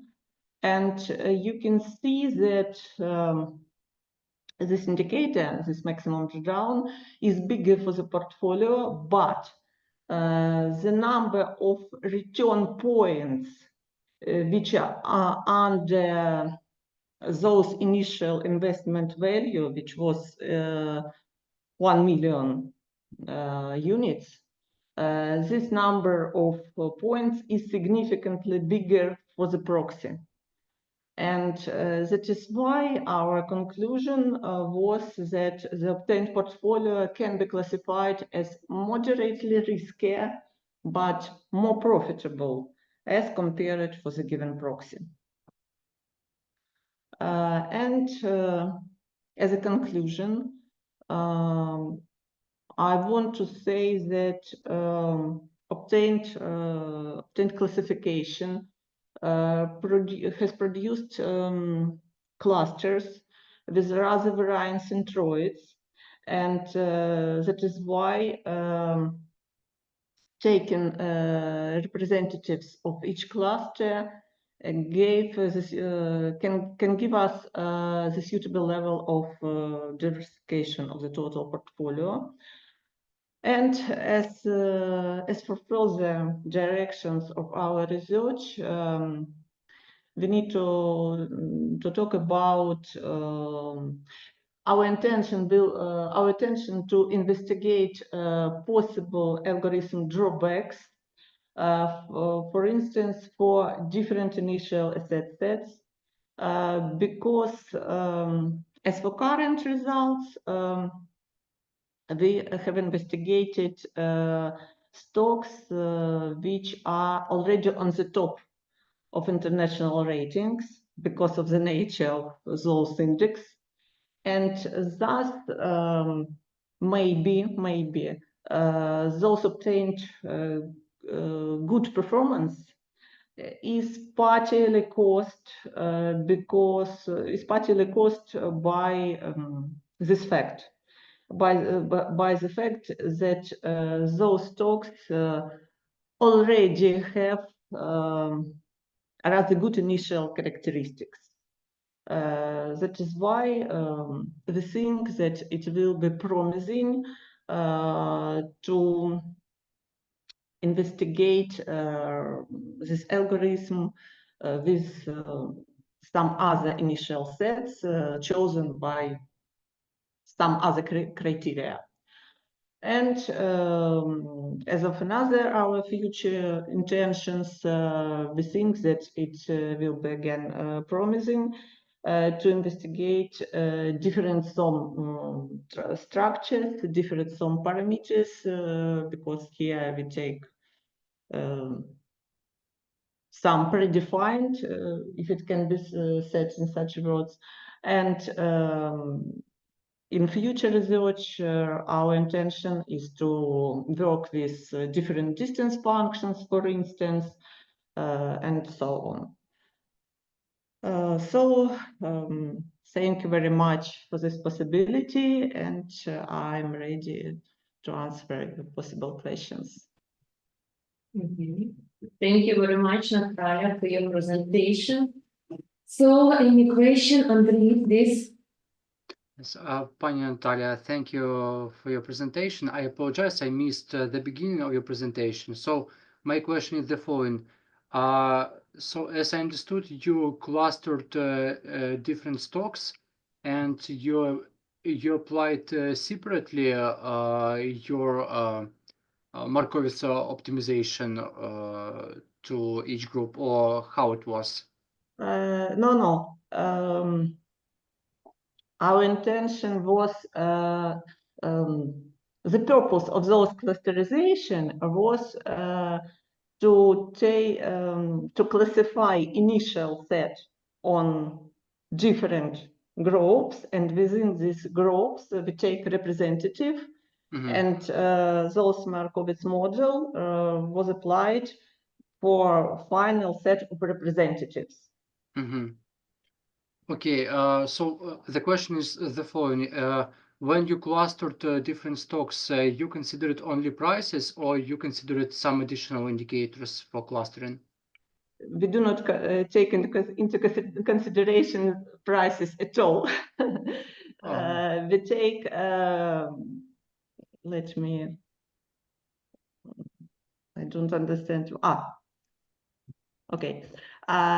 We do not take prices. Our decision was to take financial indicators.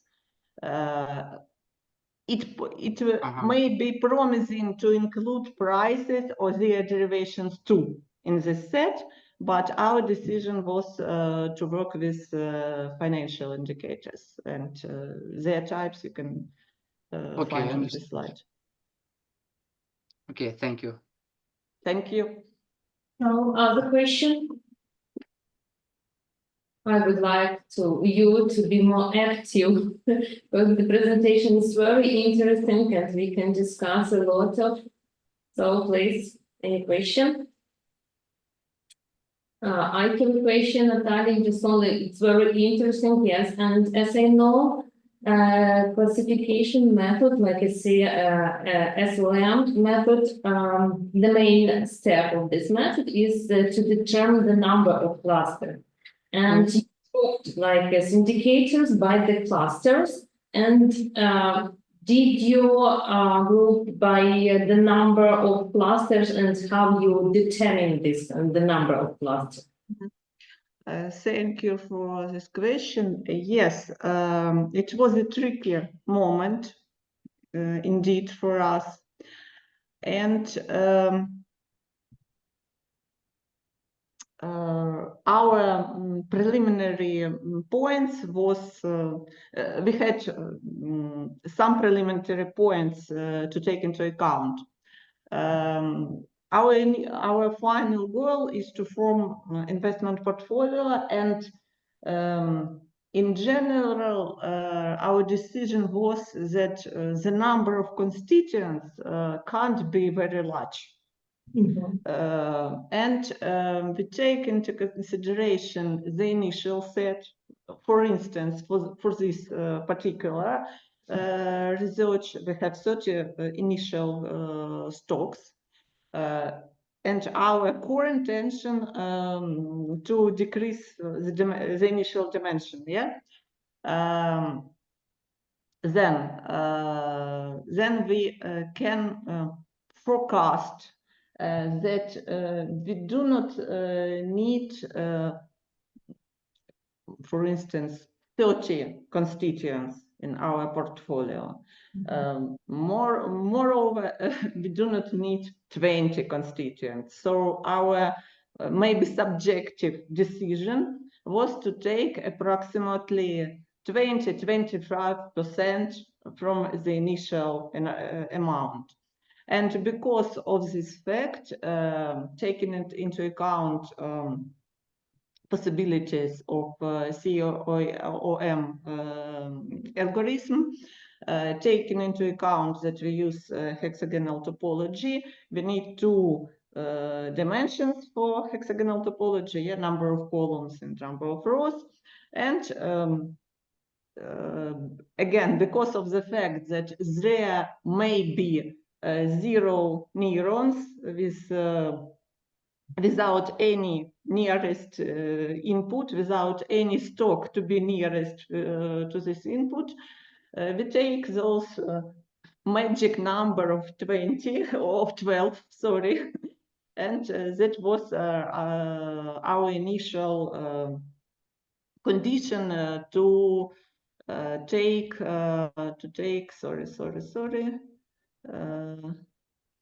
to take those combinations of row and columns. So we take rows from 1 to 2 and columns, possible values of columns from 2 to 6. That is why we have obtained those magic maximal value of initial value of 12 neurons. So I understand that it's some kind of subjective, but as for practical use, I think it's rather suitable to have such preliminary decisions. Mhm. Thank you very much, for your answers. So, any question? We don't have any question. Andrii, One additional question. Pani Natalia, did you compare the obtained portfolio with the equal weighted portfolio?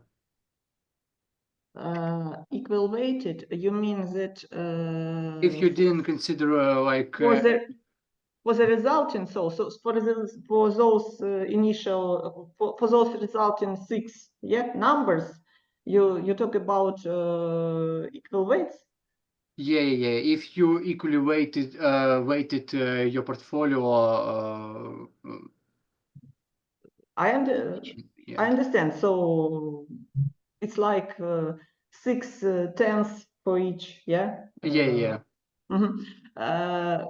No, we didn't do such things, and maybe it's possible, but then for which reason all those optimizations? So our reason here was to take the biggest value of Sharpe ratio. It's one of the most popular, one of the most useful measures for practitioners and this is one of the most valuable arguments for portfolio managers when they take those one portfolio. And indeed, it may be it's not a problem to compare such portfolio with other results, but I think that those mentioned measure will be not so good. Yeah. Okay. Thank you. Thank you for your full answers. And let's invite the next speaker. It will be Igor Kmytiuk. Igor, yes. Hello, everyone. Hello. Let me share my screen.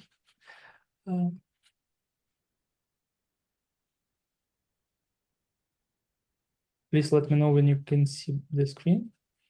Yeah, yes. Okay, cool. Yeah, just a second. I'm starting the presentation. Okay. So, dear chairs, dear participants of the conference, my name is Igor Kmytiuk, and I'm delighted to participate in this event. Let me introduce the research analysis of investor sentiment for forecasting oil and index dynamics in the stock market, prepared by me and my scientific advisor, Vitaly Kobets, and Alexey Ivanov, Kherson State University, Ukraine. Before I start into the presentation, let me briefly introduce myself. So I'm Igor Kmytiuk, and I'm 29 years old. I have a strong passion for software engineering, and I currently serve as a senior software engineer at SoftServe. I hold a master's degree from Kherson National Technical University, and I'm currently studying information systems and technology at Kherson State University.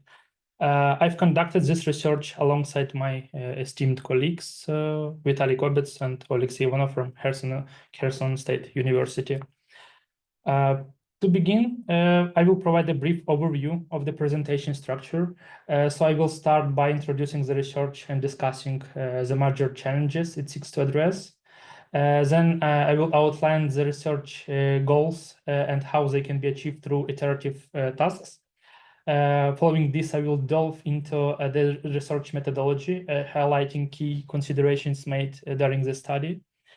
Then I will present the architecture of the application designed to tackle the identified problems. And then finally, I will conclude with a discussion on the findings and the anticipated next steps in our ongoing research.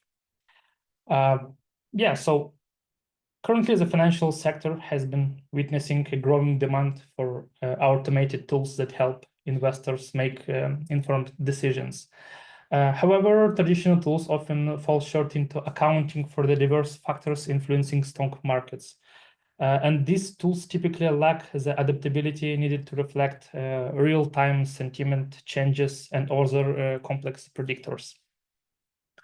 Our research aims to address this gap by creating a comprehensive decision support tool, which integrates investor sentiments and other macroeconomics indicators to offer more accurate predictions for the oil index trend in the stock market. The primary goal of our research is to develop a web application that uses machine learning models to support investors in their financial decision-making processes. To achieve this, we set out the following tasks. So first one is to design and evaluate the architecture of the web application to ensure that it provides real value to investors. Then collect relevant data, including historical investor sentiment, macro-financial indicators, and oil index data. And then predict the share price of oil companies using machine learning methods to support investor decision-making process. For this research, we used a range of data sets, including historical investor sentiment data from social networks and online forums, then macro-financial indicators over a set period, and then historical data on oil index movements.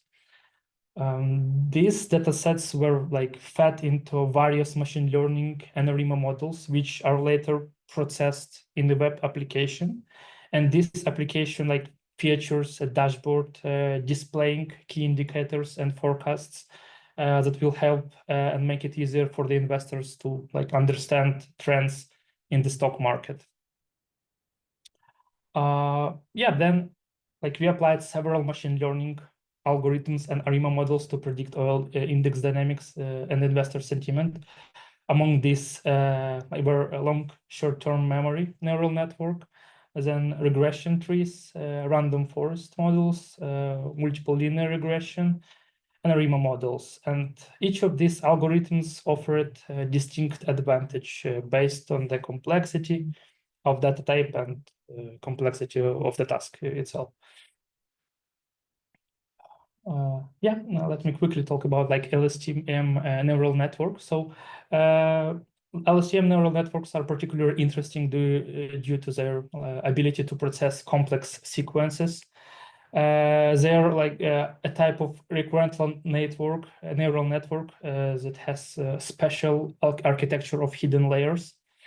An LSTM network can store, forget, and modify its internal state. The network's memory, allowing it to discover complex hidden dependencies between inputs during training. This makes them quite efficient in problems with large sequence and in solving the problems of fading and gradient explosion. Regression trees predict numeric values by recursively splitting data based on input features to minimize prediction error.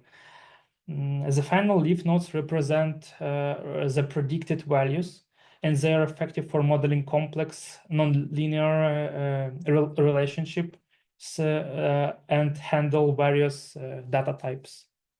Random forest, on the other hand, enhances regression trees by creating multiple trees using random subsets of data and features, reducing overfitting and improving the generalization.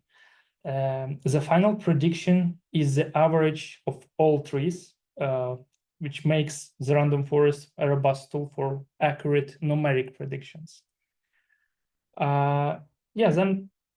Speaking about multiple linear regressions, while it is simpler than some other methods, it offers the advantage of clear interpretability. It is a statistical technique that used to analyze the relationship between a dependent variable and two or more independent variables like predictors. In simple linear regression, we have only one dependent variable in contrast to multiple linear regression. Among the advantages of multiple linear regressions, it is important to highlight like the ability to assess statistical significance and interpretability of results. Multiple linear regressions methods provide statistical measures that can be used to evaluate statistical importance of each independent variable. Yeah, then let me show like high-level web application architectures that we came up with. The architecture integrates three key data collector modules responsible for gathering investor sentiments, macroeconomics indicators, and oil index data. And these data sets are processed by the machine learning module to forecast trends, which are then visualized on a dashboard to assist investors in making more informed and efficient decisions. Our design ensures modularity, allowing each. Все, теперь у меня где-то есть зум. Да, внизу, да? Сейчас мы его закрепим. Each data stream to be processed independently before being aggregated for У analysis. нас вчера дома такой ужас был. This improves Я сканирую там для мужа документы. Pani И Tetiana, вдруг I бац, apologize. все, что есть в корзине, у нас на рабочем столе. Учитывая, что в корзине больше 1000 документов, это ужас. Ну, тем компьютером пользуется муж. We got some Russian language in here, Tetiana, right? you interrupted the presenter. Sorry. Please mute. Turn off your mic. Yeah, thank you, thank you. Yeah, so this architecture, the main benefit of it is that it improves system flexibility and maintainability by separation of the data collectors and machine learning module, which enables more efficient scaling. And for example, if we want to add more data source for making the predictions and training the machine learning model on more data source, we can easily do that. Yeah, then let me quickly jump into the next slide, and it is the same web application architecture, but which is based on AWS services. And this architecture ensures that scalability and performance and security by leveraging AWS services like ECS and Lambda, we ensure that both data collection and machine learning processes run efficiently. Additionally, AWS provides cost-effective storage solutions with S3 and DynamoDB, allowing us to handle large data sets such as investor sentiment and macroeconomic indicators with ease. Compared to traditional on-premise solutions, which we also consider it, AWS eliminates the need for managing physical service, which will reduce overhead and ensure real-time data processing.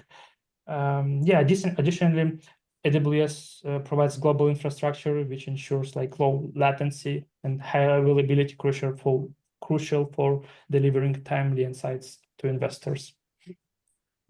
Yeah, then we have a preliminary experiment based on ARIMA models. Yeah, to get information on share prices of global oil companies in recent years. Based on open data from Yahoo Finance platform, we consider share prices of major oil companies like ExxonMobil Corporation, XOM, Chevron Corporation, CVX, and Shell. And to forecast the share price of oil companies, we will use the ARIMA model for May-September 2024. This period has the lowest AKA criteria scores. And based on the results of applying AKA criteria, it was found that the best forecast of the share price of Shell is made using the ARIMA model 101. And for CBX and XCOM using random walk model ARIMA 010. Yeah, then after comparing the graphs of the forecast and the actual dynamics of the stock market for oil companies. We obtained that Shell's share price growth forecast was fulfilled in early September 2024. And after comparing the graphs and forecasts of the actual dynamics of the stock market for oil companies, we also got that the stable share price trend of Chevron Corporation was at like 140 from 130 and up to $150 was maintained throughout like September 2024. Yeah, so in the future, we plan to refine our machine learning models using larger data sets and more diverse data sources. We also see potential in applying large language models to analyze investor sentiment more comprehensively, allowing more for more nuanced predictions. And also, yeah, we plan to expand the scope of our dashboard to provide deeper insights into the financial decision-making process for stakeholders. Yeah, and thank you for your attention. And now I'm happy to answer any questions. So. Thank you very much, Igor. So, any question? Andrii. Pan Igor, thank you for your presentation. My question is the following. You said at the beginning that you used both like sentiment analysis and macroeconomic indicators. Yes. What type of macroeconomic indicators did you use for your forecasting? Yes, so we used a bit of like macroeconomics indicators like GDP, then we used inflation, like unemployment rate, in interest rate. So this is what we plan to use as a macroeconomic indicators. The second question, you presented that you used ARIMA model in your research. But for, as I understand, for many variables, for exogenous variables, usually we apply like Arimax, Sarimax, or like vector autoregressive models. Why did you choose exactly ARIMA for like, if in this case ARIMA is about univariate forecasting, not multivariate? Yeah, thanks for the question. We used ARIMA models just because it provides like very brief overview of some kind of preliminary experiment over the like research that we are doing. And later on, we plan to use more sophisticated models, like you mentioned. We will consider those and we will like include into our like research, and we will consider them when like presenting our results of our work. Yeah, so it was only used to provide some kind of preliminary experiment, but yeah. I understood. The last question, you said that you used for LSTM, for neural network, you used like 64 neurons for LSTM and 20 for DenseWare, as I understood. No, it was in here just like more of as an example, I would say. So like it is an example of LSTM neural network. So it is not like the values that we used within our like use within our work. Yeah. Also, your web application, will it include, or maybe you have already considered like AutoML approach to optimize parameters for decision trees for LSTM? Have you considered it, or are you going to consider it? Yeah, we are going to consider it. Yeah, thanks for the question. Definitely. So we now the web application is like I would say it is in progress. So we are working on it, and we are planning to like experiment on the different like models and compare like the effectiveness of each of those. And yeah, we definitely gonna consider it during our like work. So yeah, thanks for mentioning that. Yeah, thank you for your excellent answers. Yeah, that's all. Yeah, thank you. So, any question? I had the same question like Andrii about using types of model, and I think it's better maybe to use like it's another models, not like this ARIMA, yes, ARIMA, because we see on the slide number 15, yes, you show like it's a dynamic of the indicators, and we see some seasonality, and maybe yes, in the future you take it into your account, and then you will explore data sets by another types of model, and we invite you to share with your further result on the next hour conference. Thank you very much, Igor, for your presentation. Okay, and then we invite the next our speakers. It's Alla Ivashchenko. Am I right? Yeah. Yes. Yes, you are right. Hello. Now I want to share my screen. Do you see my presentation? Everything is okay with the sound? Everything is okay. Yes, we see. There you go. We start. Thank you. Dear colleagues, my name is Alla Ivashchenko, and today I want to present the main results of our research, which is dedicated to the identification, the impact of the NBU monetary policy on the macroeconomic indicators in the periods of structural shocks and particular case of Ukraine. The main points of our research, the research calculations were based on the data of National Bank of Ukraine, of Statistical Service of Ukraine, European Central Bank, and also the IMF data. The main goal of our article is to develop the ways to determine the impact of the monetary policy of the NBU and the inflation targeting regime on the main macroeconomic indicators in the conditions of structural shocks and the uncertainty. The research originality is that it was made an assumption about the cyclical nature of inflation spikes, which are caused by external factors every 7-8 years, which should be taken into account in developing inflation forecasting models in the medium and long-term perspective.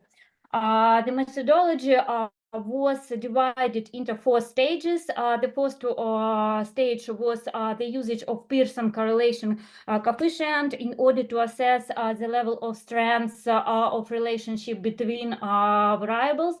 The second stage to estimate the coefficients of the linear regression. The third stage is to prove the reliability of our model by calculating the R-squared value, and the fourth stage is to obtain the regression model in order to make a forecast with given variables. When we talk about the main features of the NBU monetary policy, until 2015, the NBU monetary policy was based on the exchange rate targeting regime, and they tried to maintain the fixed exchange rate of national currency due to the loss of the country reserves. Based on the experience of developed countries, in particular European ones, in April 2015, the NBU declared its intention to switch to the inflation targeting IT regime with the aim of stabilizing inflation at the level of 5%. The main limitation of the exchange rate targeting is the necessity to have large volumes of foreign exchange, and also to have the strong compliance with high fiscal and financial discipline. The main goal of the change of NBU key rate is minimization the risk of pricing and financial stability, and as well as increase solvent demand, develop lending tools in order to strengthen the potential for economic recovery. When we see on the given graph, we could observe that since 2015, the inflation forecast and risk analysis, using the inflation forecast and risk analysis, that interest rates were approached to the target of 4 till 6 per annum in the medium-term perspective. And also the macroeconomic forecast of inflation return to the target not succeeded by the NBU starting from 2016. The only exception was the last period of the first quarter of 2023 till the first quarter of 2024, when the monetary policy was finally determined with the unconditional forecast instead of conditional one. When we talk about the discount rate in CPI, on the basis of the inflation forecast, it should be observed that if the forecasted inflation is above the target level, the key rate increases, and vice versa. During the period of 2016 till 2024, the NBU key rate significantly exceeds inflation, which leads to an increase in the price of credit resources, the withdrawal of funds from the economy, and their channeling into the banking system, restraining credit processes in the real economy.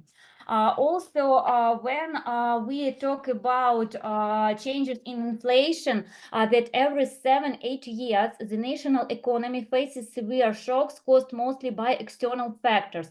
Inflationary spikes cause wave-like peaks of devaluation of the national currency, and also peak values of the NBU key rate dated by 2000, 2008, 2015, and 2022 leads to new waves of the population abandoning the hryvnia in favor of the US dollar, and also to further inflation.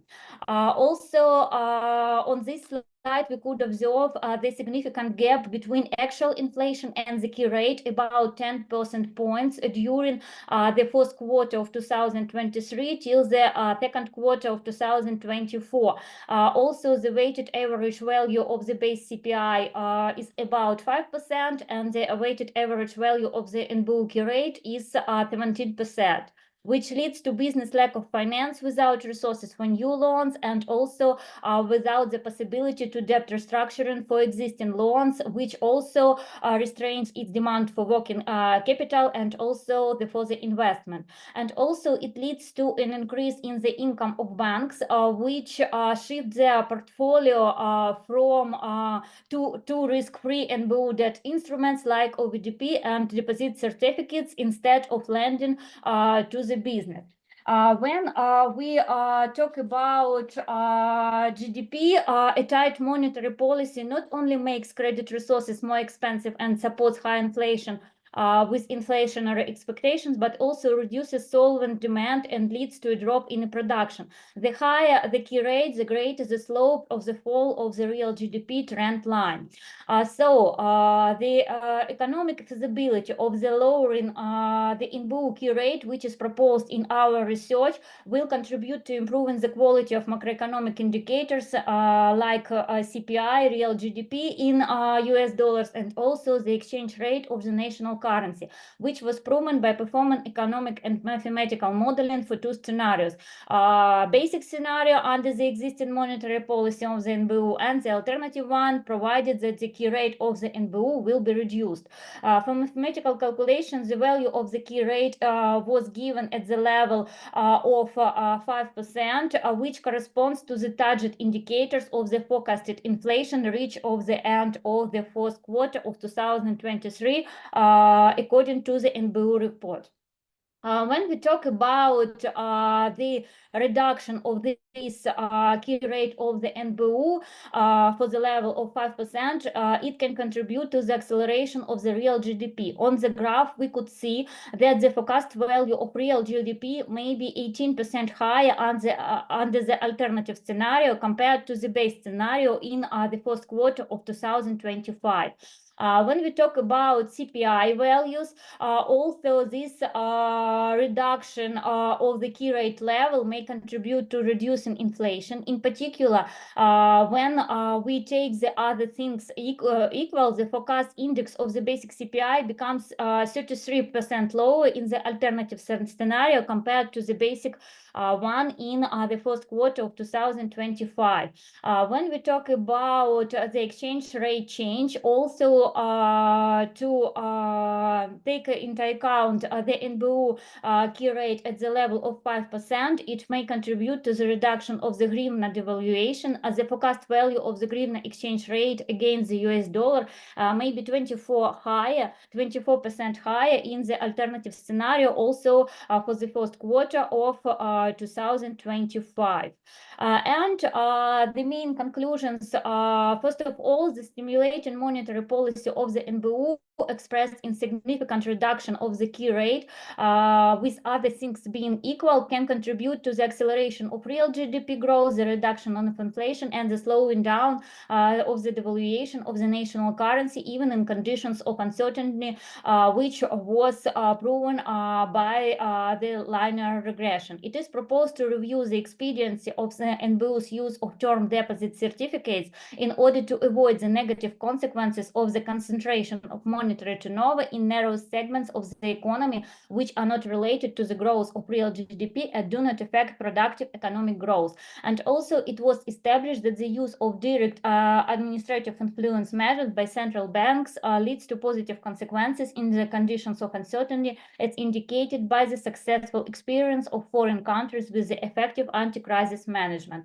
On this slide, you could see the main authors of this research, and thank you very much for your attention and the possibility to be among the speakers for this conference, and your questions, please.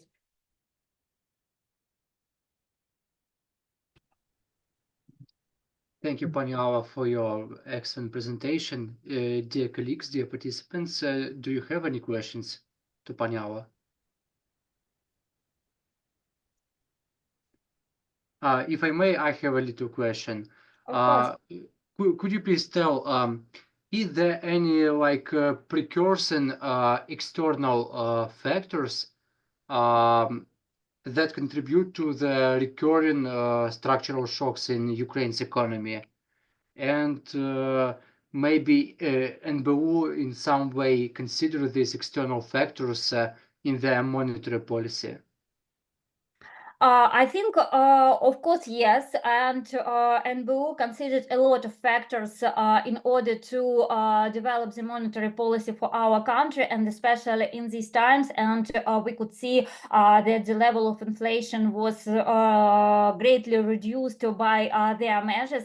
But the main point of our research is to make business more adaptive to these changes in war conditions and so on. That's why they need extra capital, and these measures could support the real growth of economy and leads to economic recovery and also the business recovery. Okay, thank you for your answer. Dear participants, maybe you have some other questions.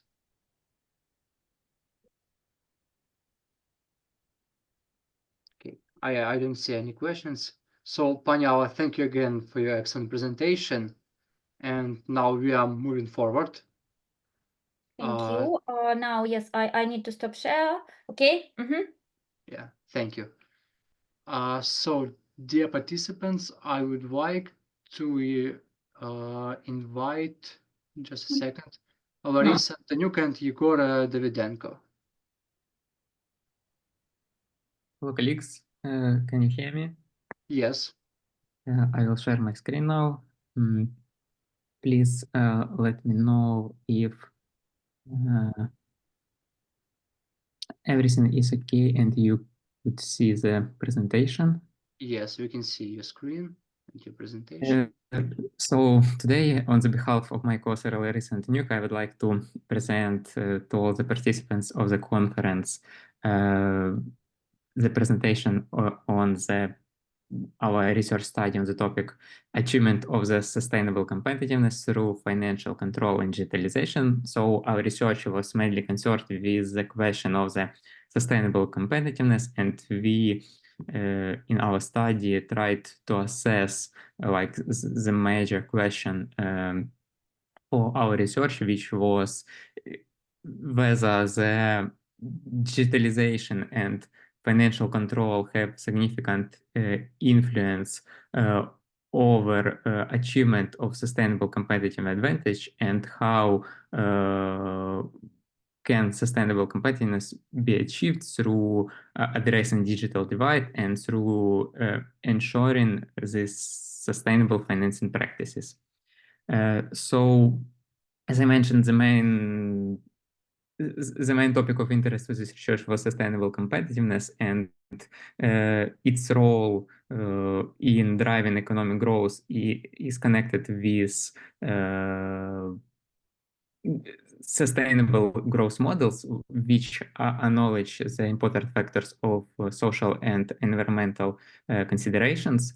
So sustainable competitiveness as a concept is multifaceted, and so it's rooted in the approach which is aimed to ensure long-term strategy of growth, which is also connected with present positive economic outcomes and fulfillment of the economic and social missions of different stakeholders and different entities. One of the main components which is driving the sustainable competitiveness and which is important in achieving stable result is digitalization. Digitalization is not only serves not only as an infrastructure concept, it is directly mentioned in 3 sustainable development goals which are formulated by the United Nations, and also is indirectly connected with 5 other sustainable development goals. So digitalization and digital technologies, they assume a central role in this cross-cultural sustainable development outcomes, and they exert an integrative influence on the society and on the changes in the value chains. They create new digital models of economic activity, and etc. So as of 2023, more than 33% of the population is still without internet access. There is still a significant barrier which is connected with the digital inequality, and even though there are some efforts connected with deployment of fixed and mobile connectivity in developed countries, there are some reduced costs connected with data transmission. There is wider usage of mobile devices, faster internet speeds. The gap still remains, and if we would analyze the nature of it, we could see that it also transformed in recent years. So if previously the digital gap was mainly concerned with the coverage gap, there was an insufficient data network and data infrastructure. So now it's transformed more to the usage gap, because there are more people with the ability to access internet, but they are unable to do it, they are interested, or they are unwilling to do it. So with the transformation of this digital divide gap, there is transformation in approaches which should be integrated in the strategies, how to achieve better results in the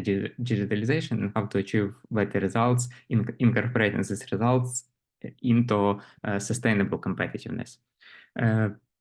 So just to assess whether there is positive impact of sustainable competitiveness on the economic growth, we constructed a multi-factor linear regression. There were chosen 4 indexes for our analysis. Index of the goal 9 for United Nations Sustainable Development Goals Index. So it's like index connected with ICT infrastructure, ICT efforts of innovative development, and etc. Second one is Human Development Index, excluding GNA part. So we could incorporate human capital and its measurement, ICT Development Index, and Environmental Performance Index. Based on the analysis, the model was it was concluded the model was adequate and can be used for further analysis of changes. We also constructed some factor analysis, which also shows positive changes like in elasticity, but like the main conclusion of the model is that if we just try to perform a simple forecasting with initial 5 increase changes in independent variables, they will lead, so like in the results of all indexes for every country, just 5% increase, it will result in 70% higher GDP per capita for the country measurement. So as a result, what can be concluded that okay, there is positive impact of sustainable competitiveness on economic well-being. It's obvious, and these findings, they underscore that there is some potential benefits then still can be accrued through some effective measures which can promote this inclusive development and inclusive digital development. So the second part of our research was concerned with measures which can be used in promoting sustainable competitiveness, growth and support for each country. One of the main areas of interest is the financial control, because as the models say, there is like ability to quantify the impact of sustainable competitiveness. So it now should be displayed how different financial control mechanisms, they could be incorporated in the country strategies and how they can be structured to support these sustainability policies. And like the main goal of the framework developed by us is to create some conceptual model which can be used to strengthen this integration between long-term sustainable development and like effective policies which can be used for mobilization of the investments to achieve these goals, and how combination of these elements like risk assessment, diagnostics, financing strategies, monitoring, management, coordinations, like the combination, all of that can help to reinforce this linkage between sustainable development goals, these policies and controls, which is related to financing sustainable activities and to financing effective and efficient governance. So our framework is based on 3 major steps and 3 major components. The first one is related to the current analysis of sustainable development for a particular country and understanding at which point of stage is the current developments, and there are different tools which could be utilized using like the available information from the United Nations and other international organizations. The second one is more related to the effective mobilization and allocation of the resources within the economic structures. So, for example, it mostly should be connected with the key principles of effective sustainable budgeting. It should be connected with the planning of the financial investments for the sustainable related activities. And the third component of our framework is related to the actual monitoring, actual verification of the results and efforts included previously. So there is need like to accountability for the sustainable related results. As for now, there are different developments in sustainable related reporting, and there is also need for unification of the different standards. So the key questions is also to not just to effectively present and plan the financial controls related to sustainable competitiveness, but also to effectively hold accountability for it and to have correct and more clear tracking of the results and effective reporting related to it. And based on that, we achieved some key conclusions, which we already discussed during my presentation, but the point at which I want to bring to your attention is that effective collaboration and effective interlinkage between digital development, financial control, and sustainable competitiveness should lead to these long-term effects on the economic development. It should lead to the creation of such sustainable competitive advantages, which should be designed with the idea that they could support inclusive growth, they could support areas where this support is needed, and they could bring financial system resilience. Based on the current practices around the world and initiatives taken by different countries, there are also some priorities formulated for area of financial control and for area of tracking of the sustainable development of sustainable reporting and sustainable results tracking, which are also displayed on the screen. But most importantly, that this cycle of financial control, forecasting, and monitoring is a continuous cycle.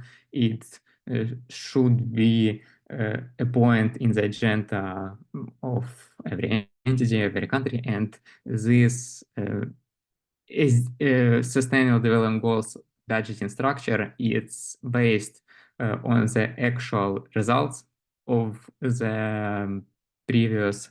It should be based on the experience of previous years budgeting and previous mistakes and efficiencies achieved. So there is need to assess for every different country. There is a different set of key indicators which are important for them, which are most sensitive to this sustainable competitiveness. And when trying to formulate them and to select, they should be more efficiently. They should more efficiently describe the nature of the economy and its current state in digitalization and in the development of the initiatives related to the sustainability. So that's all from my side. I will be ready to answer any questions. Thank you for your attention. And I'm also wanted to share my gratitude for the opportunity to share the results of our research with you during this conference. Thank you, Pan Igor, for your excellent presentation. Dear colleagues, dear participants, do you have any questions to Igor?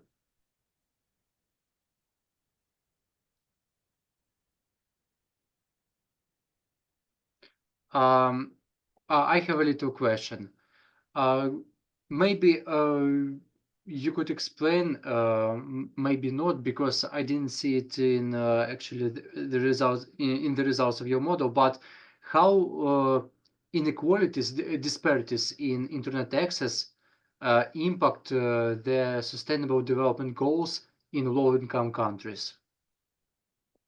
Yeah, so basically it's incorporated in the results of the ICT Development Index and in the Goal 9 of United Nations Index, because there are several indicators for different countries which include these indicators related to the digitalization, such as internet access in rural, urban areas, and developments of other digital technologies and digital related activities. But in key concept, digitalization as the process is is a key driver towards the sustainable related activities, because using the digital technologies, using the key developments of digital economy, you could achieve better results in sustainability with the same starting point as other countries by just leveraging the key experiences of other countries and by using the same approaches, but with the digital tools and digital instruments. So, for example, I could mention an example of African countries. There is like a payment system, M-Pesa. It's like the ability to pay with your phone, even if it's like a very old phone with like buttons. There is like some possibilities like to make these digital payments, and like the ability to create an account, like to open account with like your old button phone,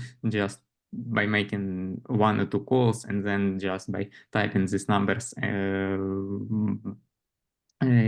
on this phone. This is like created opportunities like to increase like I don't know, like the everyday benefits which can be accrued for the most vulnerable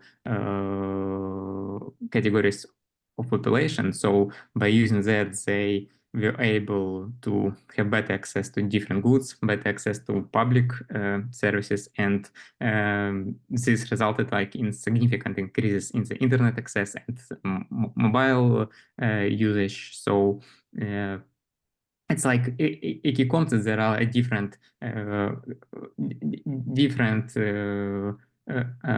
sectors where it could be applied, like financial, public health, and etc.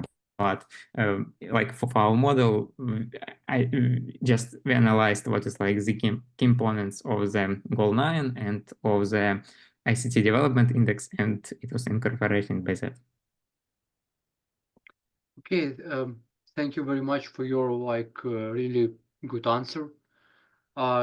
Dear participants, maybe you have some additional questions to Pan Igor. Okay, thank you again for your presentation. Thank you. And we go forward. Now I would like to invite Tetiana Filimonova with her presentation, and I see you are here. Good afternoon. Good afternoon. One moment. Mm-hmm.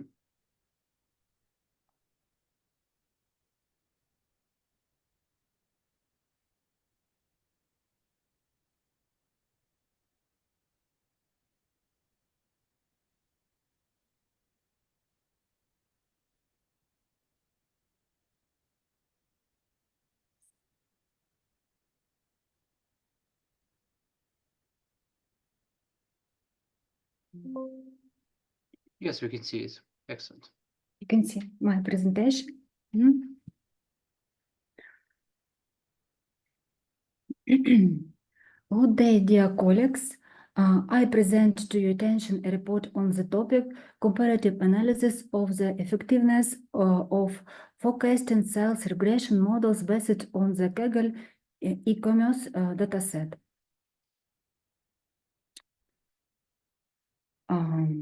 In today's fast-paced business landscape, the accuracy of forecasting is a critical factor for company success.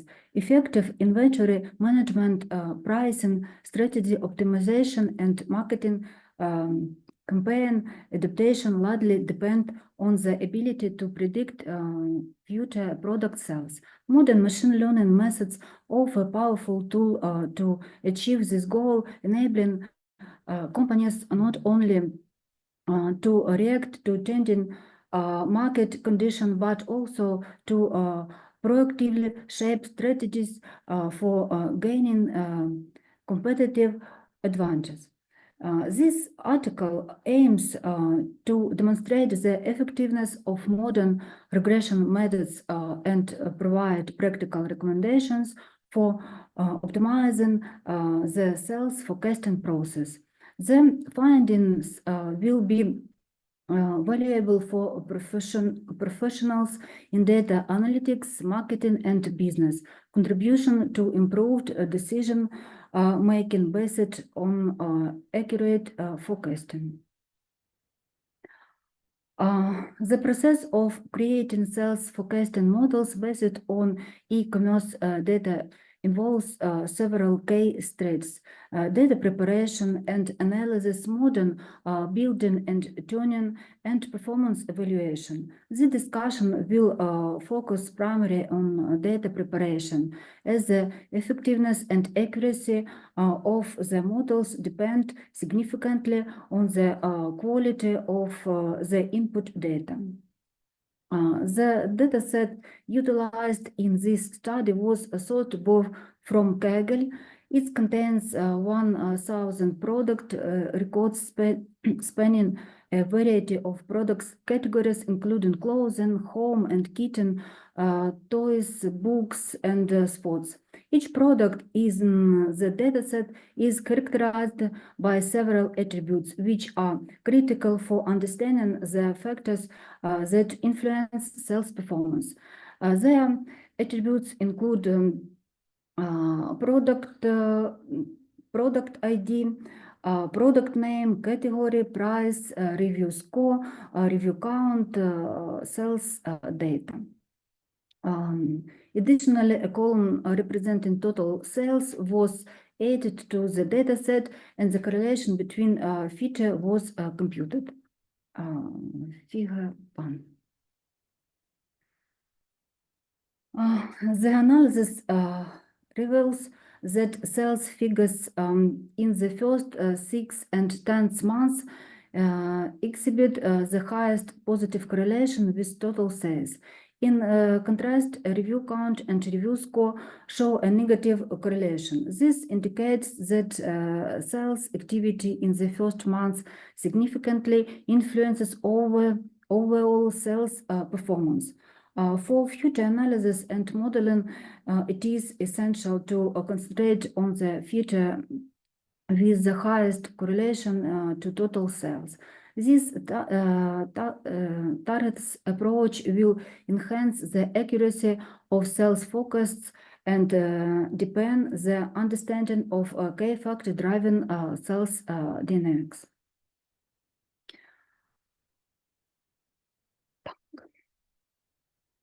The data was split into training 80% and testing 20% sets for further model training and evaluation.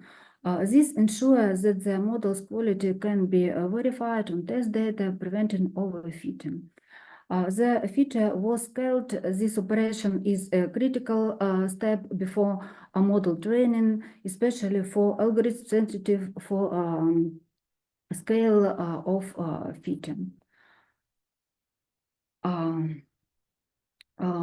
3 forecasting models were developed to predict total sales: linear regression, random forest, ridge regression,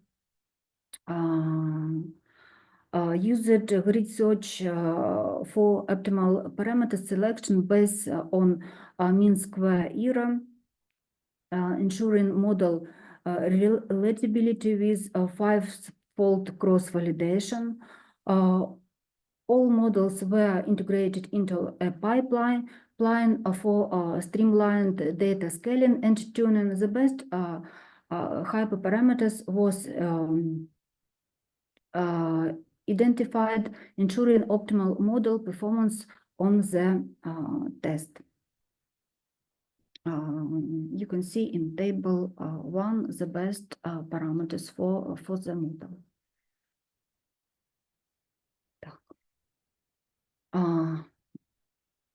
Regression models with optimal parameters were constructed and evaluated with results visualized in table 2 and figure 3.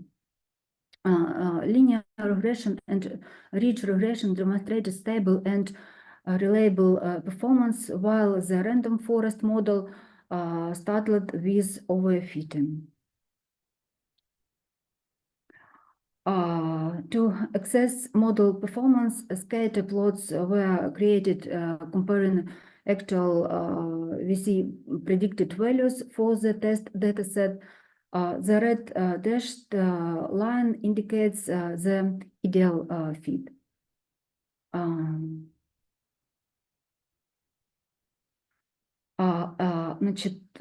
Linear regression left plot points are evenly distributed around the ideal line, indicating strong correspondence and good predictive performance.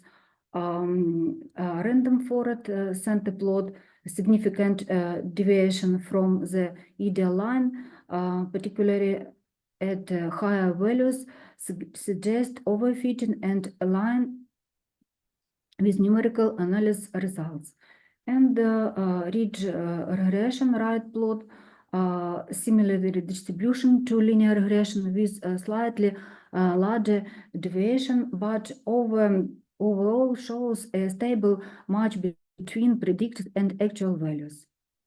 Linear regression and ridge regression models demonstrate better accuracy and generalization, while the random forest model struggles to generalize from the training data.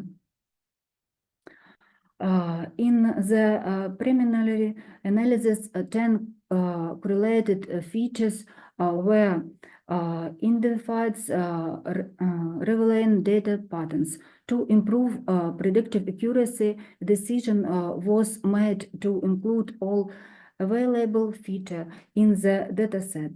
This approach enhances the model's ability to capture complex relationships and detect important dependencies that may be overlooked with a limited feature set. Data proposed steps, encoding categorical features. One hot encoding was used to avoid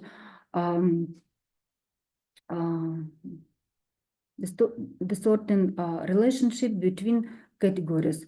Scaling numerical features, standard scalar was employed to center data to removing the mean and scaling to unit variance.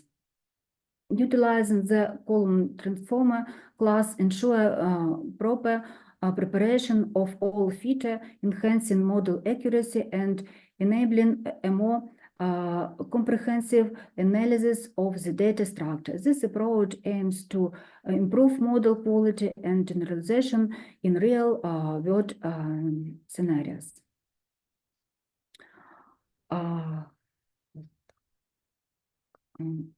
The dataset was divided into training, 80% at testing, 20% sets using the training test split function to evaluate model performance. A pipeline architecture was implemented to streamline model building by integrating data proposing steps with the models.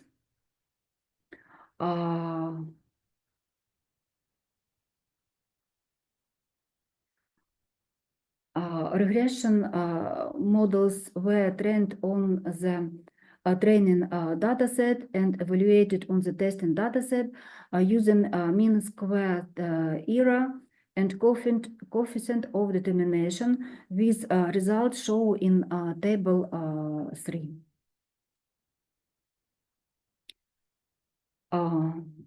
Graphs will be created to visually illustrate the actual and predicted values for each regression model. This visualization will aid is accessing the accuracy of prediction and identifying of a degree of correspondence between the real data and the model outputs. See the figure 5.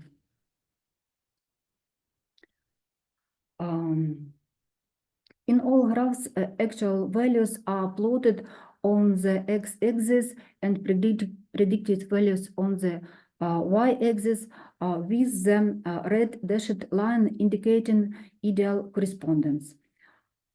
Linear regression. The graph shows high accuracy with points closely aligned to the red line, demonstrating the model's effectiveness in capturing feature relationship.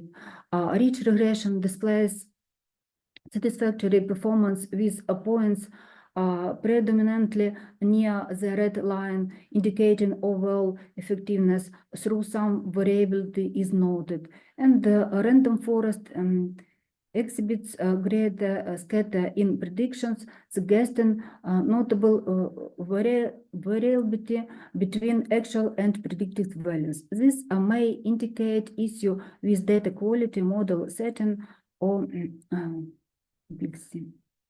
both linear regression and ridge regression show high predictive accuracy, with the random forest model demonstrates greater variability in prediction. In this study, 3 regression models were developed for prediction cells of various product categories based on a dataset. Initially, the models were constructed using 10 correlated features, followed by a comprehensive approach utilizing all available features. For linear regression and ridge regression,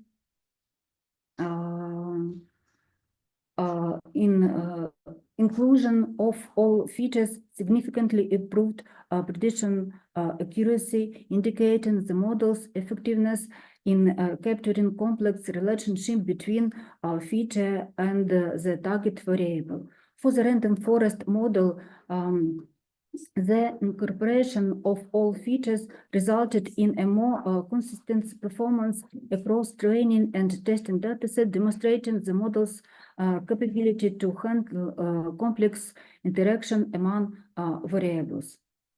In this study, classical machine learning models were applied to forecast cells.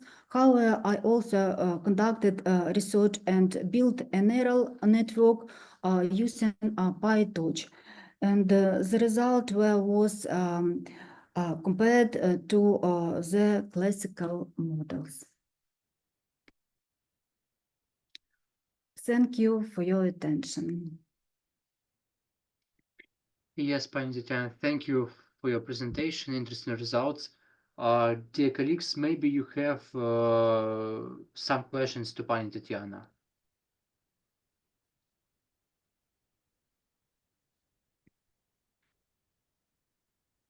Well, I would say maybe not like a question, but a little comment.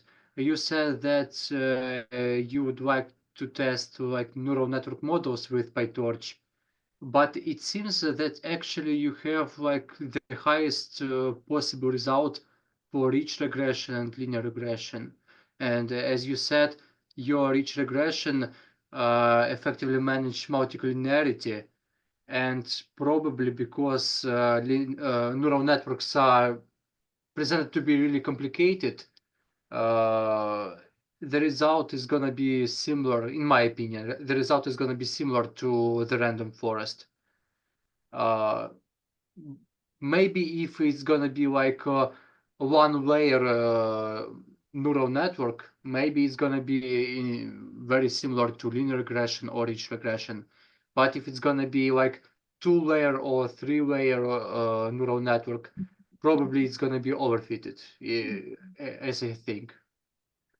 When I build in the neural network, I also prepared the data by converting into tensor and designing the model architecture. I used early stopping to prevent overfitting. In my model has maybe 3 layers, and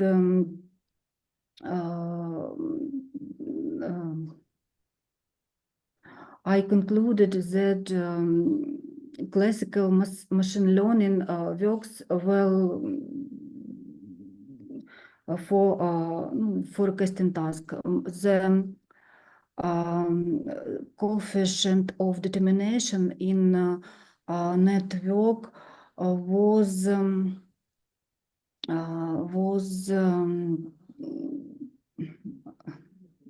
low. Was low, little, and linear regression and rich regression were better. Yeah, it's simple data set, simple patterns. So in this case, simple model is pretty enough for this task. Yeah. But again, thank you for your presentation, for your results. And dear colleagues, again, maybe you have any questions. Okay, I see no questions, so thank you again. And we are going forward. And now I would like to invite Anastasia Pandas to her presentation. Good day from Odessa. Yes. Just a moment, I switch on my presentation. Okay. Do you see everything okay? Yes, we can see a screen. Okay. My name is Anastasia Pandas. I am from Odessa State Academy of Civil Engineering and Architecture. And today I would like to share our joint research work, current development of the suburbanization process in the Odessa urban agglomeration. This is joint work. We work together with colleagues from different universities from Odessa. Tetiana, professor from Odessa State Academy of Civil Engineering and Architecture, and Olga Kambur, associate professor, and colleagues from Odessa Polytechnic National University, Professor Mikhail Klander, and Odessa National Economic University, associate professor Alexei Kostrik. I would like to present key insights from our study on the modern development of the suburbanization process in the Odessa city agglomeration. So, first of all, I would like to notice that urbanization has long been a dominant global trend, very active development now, where populations migrate from rural to urban centers, leading to the expansion of cities. However, in recent decades, we have witnessed a counter movement now as suburbanization. And in our work, we more to highlight this process, suburbanization process. So the Odessa city agglomeration is a prime example of this phenomenon. As Odessa continues to grow as a major economic center in Ukraine, where is an increasing demand of suburban housing, rising cost of living, outcrowding, and the high price of real estate in the city center are pushing many residents to explore opportunities in surrounding suburban areas. In the presentation, in our work, in our paper, we highlight the finding of our study, which focus on the suburbanization process, but more about particularly low-rise developments like cottages and townhouses around of Odessa city. I would like to pay your attention that we conducted a sociological survey on interest in suburban real estate. A survey was conducted involving 125 persons from various age groups, and we have some results. So one interesting finding from our study relates to how suburbanization trends have been impacted by the ongoing war in Ukraine. During the one-time period, there has been a noticeable increase in the demand for suburban housing. In fact, we have that 58.6% of respondents in our survey reported feeling safer in homes located outside in the city. This shift can be attributed to a range of factors, including the perception that suburban areas offer greater physical and psychological security, as well as more stable living environment during a time of crisis. Of course, it's inside special, so it's opinion of some group of responsibility for individuals. And our study examined the urbanization process in the Odessa city agglomeration, focusing on low-rise residential development in 5 key suburban communities around the Odessa. This is Teirovska, Avangardska, Fontanska, Krasnosilka, and Usatevska territorial community. This community have become hotspot for new residential developments, particularly for middle and upper classes home buyers.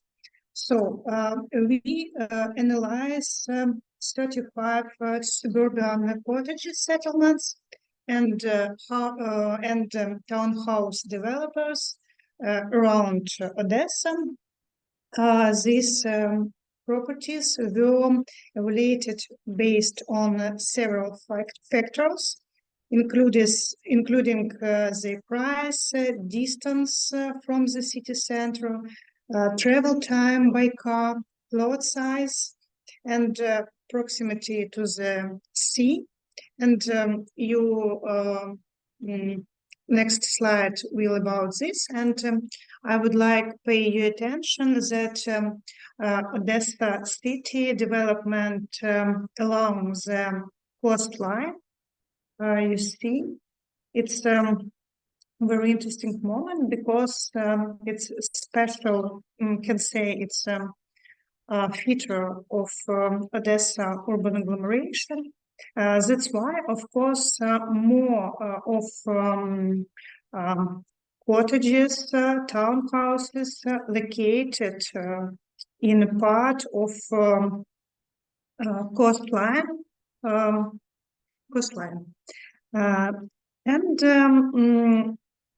We find, and we would like to present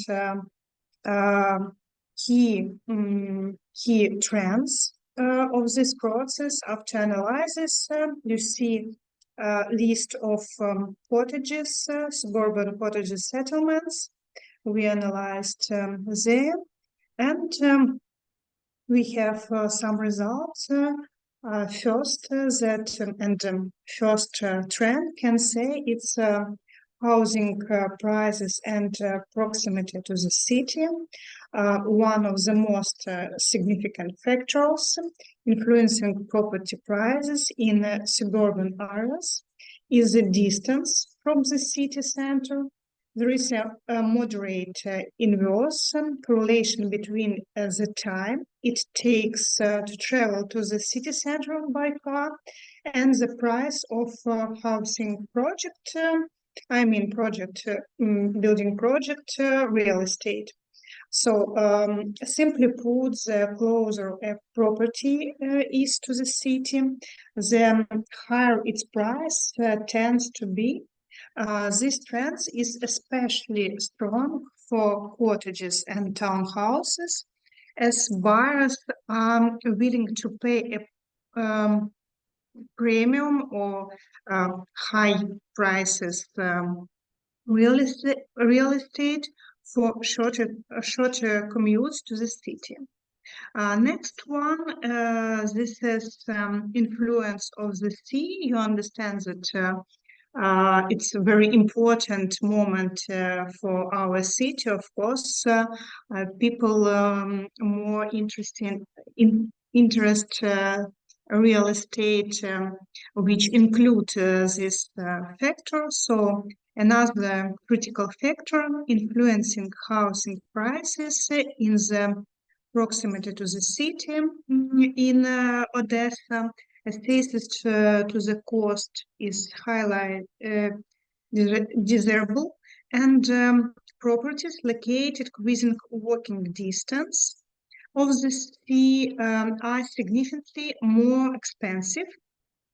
For townhouses and duplexes, this proximity to the sea has an even greater impact on price, indicated the recreation and aesthetic factor play an important role in the suburban real estate market.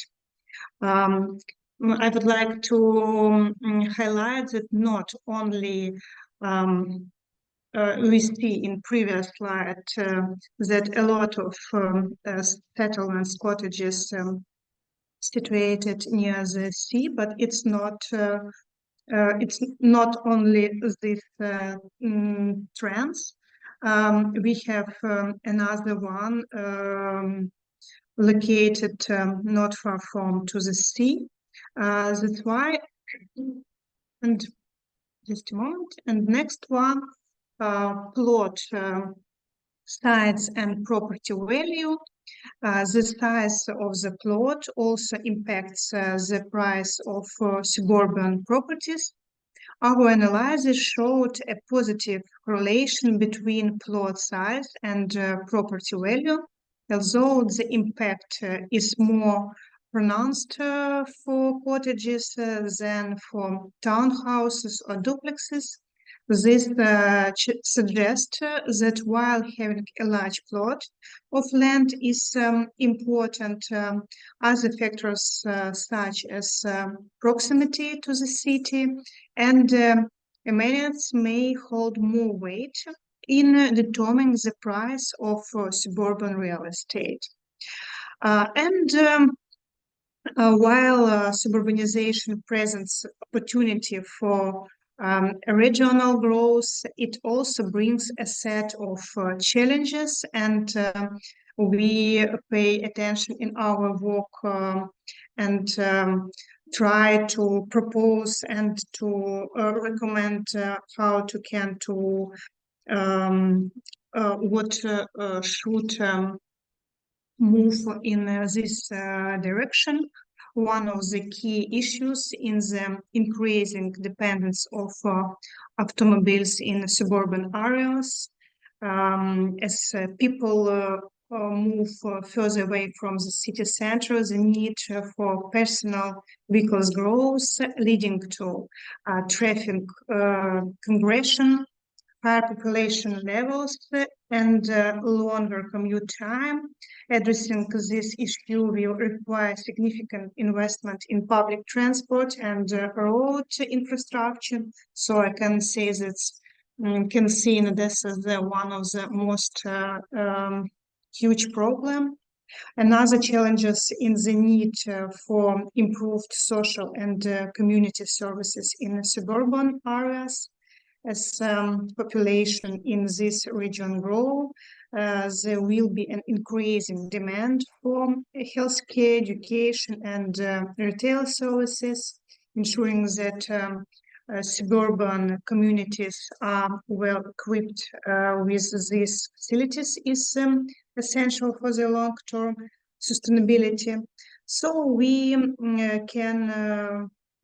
we share some moment for future development of suburban areas in the Odessa city agglomeration. We see that in the future number of these settlements will increase, and should pay attention for transportation and infrastructure development, about improving the transportation network, including roadways and public transport option. It can be a priority moment. This will help reduce the dependence on cars and make suburban living more accessible and, of course, convenient for life. Next one, sustainability planning and green spaces. Introduction more green spaces, recreation zone, and promotion environmental friendly construction practices will enhance the quality of life for suburban residents. Efforts to reduce population, minimization traffic, and create recreation areas, of course. And third one, integrated urban and suburban policies. For Odessa, it's a key moment now. So it's about, so we need better condition between urban planners and better communication between urban planners, developers, and of course government authorities. And for very important to create special strategies for and which push this suburbanization process, and to do this process more urbanization, more friendly for residents of Odessa. And conclusion, I would like to say that suburbanization is critical aspects for Odessa city regional development. It offers a solution to the challenges of urban living, while also presenting opportunity for growth in suburban real estate markets. And now we see a very active development suburban real estate markets, analyzing zone near the sea. However, it also requires thoughtful planning and investment to ensure that suburban areas remain sustainable and connected to the urban core. And as Odessa continues to grow, and the demand for suburban areas will only increase, by learning from successful European models and European practice, very important, and we can create a future where suburban and urban areas coexist harmoniously, and to develop sustainability, offering a higher quality of life for all residents, for guests of our cities. And it's very important moment now. Thank you very much for your attention.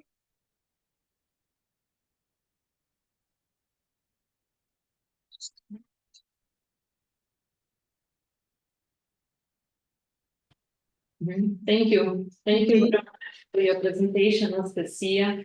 It was very interesting. Yes, nowadays it's very important. And please, any question, any discussion? No. Okay, Anastasia, I just only have one question. I understand that you made your research just only on 3 factors, and one of the factor was C within walking distance. Yes, it was. Yes. And when we look at the table where you built your multiple regression model, this factor showed that it's not significant. How it's influence on your model, on your result, or maybe you try to change by another factor and show another its conclusion and another result. Okay. So we think about this. Possible, yeah. I understand that you didn't change there, but maybe it's possible, and you know by which factor it's better to change this, a C within walking distance. Maybe to should pay attention more about feature of Odessa, special moment connected with Odessa. We think about this, so we have C, and very interesting that we have popular agglomeration, development of agglomeration and urban agglomeration, but C, urban agglomeration, very interesting for analyzing. That's why maybe we can to pay more attention for development these features of our city and to analyze another city, Ukrainian city, which have C and the development connected with along coastline too. So we're thinking about this in our future work. Thank you very much. So any question?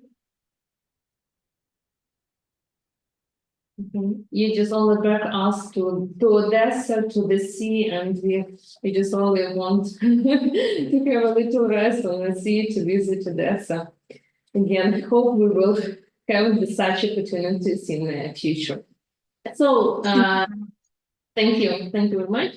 And we invite the next speaker. It's Anna Selivanova and the colleagues. Hello. Hello, yeah, we hear you. Yes, I want to present my work. So, do you see my screen? Not yet. Not yet. It started upload. Yes. Yeah. Yes. Yes, we see. Yes. Hello. My name is Anna Selivanova. I represent the State University of Trade and Economics. It's our collective work, and the topic of our work is a recommendation system for selecting books according to readers' priorities using the surprise library. So in the modern world, the volume of information is constantly growing, making recommendation system a vital tool for providing users with personalized suggestions. The system helps users navigate the vast amount of available content, including books, movies, music, and more. To relevance, this research is driven by the growing popularity of electronic libraries and online bookstores, where users are confronted with an overwhelming number of books offering daily. Moreover, modern trends in development of artificial intelligence and machine learning enable the creation of more accurate and efficient recommendation systems, and making this technology even more critical. In recent years, there have been significant progress in this field, particularly in improving big data processing methods and integrating deep learning and different recommendations and the recommendation systems. This opens up new opportunities for creating more individualized and relevant recommendations, which increases user satisfaction and overall system efficiency. And with development of such platforms like YouTube, Amazon, Netflix, and other similar web services, recommendation systems have become significantly more important in our daily life. From e-commerce, where these systems suggest products that may interest different buyers, to online advertising, where they direct users to some relevant content bases or their preferences. Recommendation systems have become an integral part of our daily life in internet experience.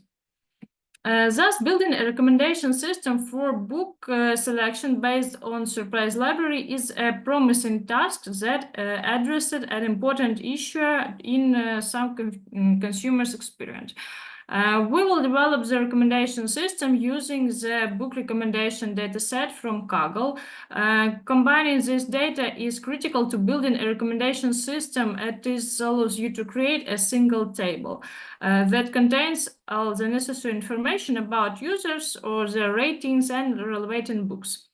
This in turn will facilitate further data analysis and development of algorithms for personalizing recommendation. As a result, we will get the following data set. For surprise library to process the data, it must be loaded in a special format. This is done using the dataset load from df function, which converts a data frame into a format accessible to surprise. To achieve this, we need to pass a data frame contains columns, users, IDs, book IDs, and ratings. And we also identify unique users in the data frame, which allows to determine how many unique users in systems contains. This is useful for evaluating the scale of the data and checking different coverage. To select the best parameters for recommendation system algorithms, we use the grid search CSV method. We will choose the following parameters for 3 different algorithms. First algorithm is singular value decomposition. Second algorithm is non-negative matrix factorization, and the algorithm baseline only. As a result of calculation, the optimal parameters for the algorithm were obtained and their values presented at table 1. After determining the optimal parameters of the algorithm, cross-validation based on 5 folds was performed. And tables 2, 3, and 4, we see the main results of cross-validation for different algorithms. The cross-validation results for CVD, cross-validation for baseline only, and results of cross-validation for non-matrix factorization. The baseline only model demonstrated the superior performance to compare to singular value decomposition and non-negative matrix factorization for several reasons. So first is reliability in limited data scenarios. Baseline only relies on simple averages and making it more reliable in cases of limited data. This model is less sensitive to noise in the data, thus providing stable predictions. Data requirements for latent factor detection. Singular value decomposition and non-negative matrix factorization are necessary large volume data for training to accurately detect latent factors. In these situations, with incomplete of unevenly distributed data, these models may use some factory results. Baseline only is more effective in such scenarios, and it doesn't depend on complex structure. Resilience to overfitting, making models often suffer from overfitting, which can degrade their performance on the test datasets. Thanks to its simplicity, baseline only is less vulnerable to this effect and terrible enhancement in overall effectiveness. So to build a recommendation system with the baseline only model was used, which provides the most effectively according to results of cross-validation. The baseline only model was trained using the optimal parameters that provided the lowest root mean square error and mean absolute error. Before training, this model was initialized with selector parameters, and the process of training the model included optimizations of its internal parameters in order to minimize the prediction error. After completing this step, the model is ready to generate some personalized recommendation for users based on the previous evaluation. So the algorithm based on the baseline only model using previously trained parameters to predict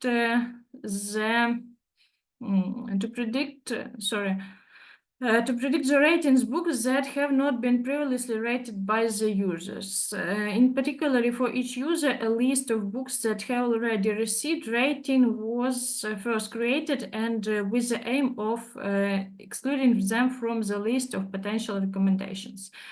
And the recommendation system for personalized books selected based on surprise library algorithm is presented. The system uses book recommendation dataset obtained from the Kaggle platform. Based on this algorithm, top 10 recommendations were formed for each user, as we see in the table 5. And it should be noted that the choice of a model for a recommendation system should be justified by characteristics of data on which it's based. In this situation where data is limited, there is high variance of ratings. Performance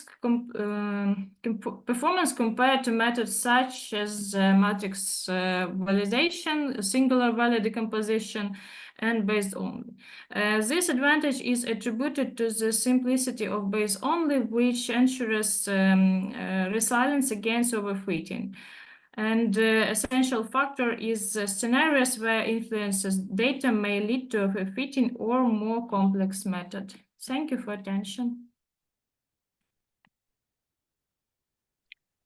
Thank you, Pani, and for your great presentation, dear colleagues, dear participants. Do you have any questions?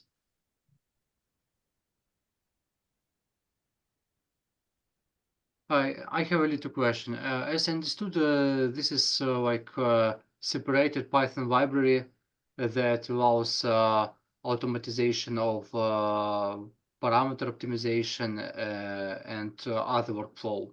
Yes. Mm-hmm.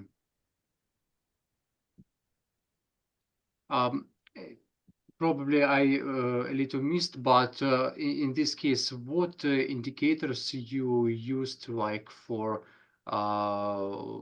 this recommendation system? You mean criteria? Yeah. Or criteria. I can show at the presentation if you want, or I can просто їх перелічити, якщо ви бажаєте. Вибачте, що я переходжу на українську мову. It's okay. It's okay. То дивіться, я можу перелічити просто ті параметри, які ми враховували для того, щоб сформувати нашу рекомендаційну систему. Перш за все, в датасеті ми обирали критерії по користувачам. Це локація, це також ID книжки, це також її рейтинг, рік. Зараз, секундочку. Локація і вік користувача, оцінка книги користувачем, назва книги, видавництво. І також видавництво книги. In this case, you used some public dataset like Kaggle source to extract this dataset, or it's... We take a pull from Kaggle, a big dataset with books from Kaggle. Okay, okay, understood. Okay, I see no questions. Thank you. Pani Anne, thank you again. Yeah. And we continue forward. Now I would like to invite Vadim Romaniuk and his colleagues. Good day, dear colleagues. I am here. Yes, you can share your screen and Yeah, start. thank you.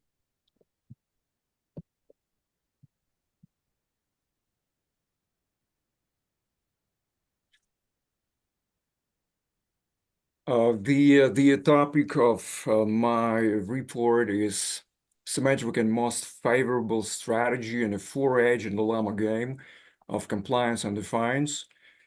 And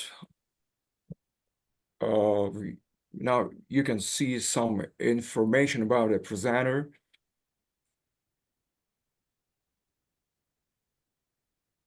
The motivation is can be stated as follows. So we have dilemma non-cooperative games in which the player personified entity possesses only two pure strategies of acting.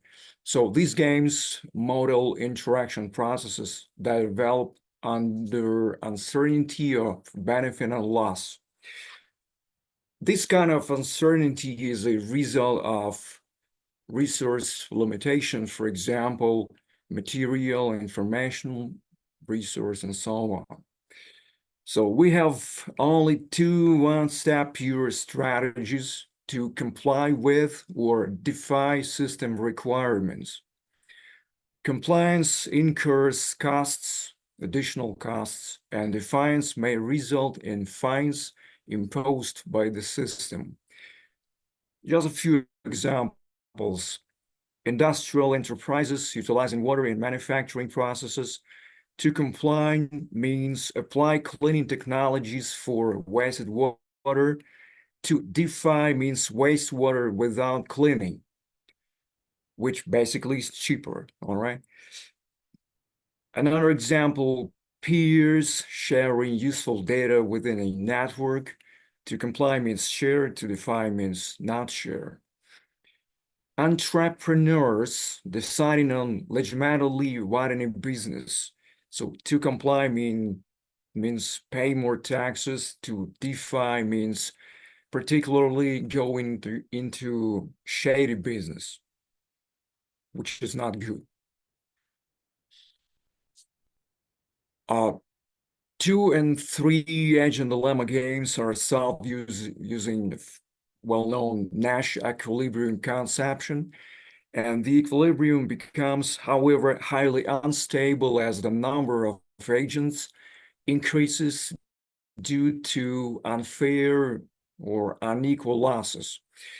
A new conception must be based on the agent's loss symmetry and minimization, and the agent is attracted to some strategy which is deduced from the possibility to minimize his or her losses. Another attractiveness is the symmetry. Basically, I just said that, right? By which every agent pays the same cost. You can see now our objective and tasks.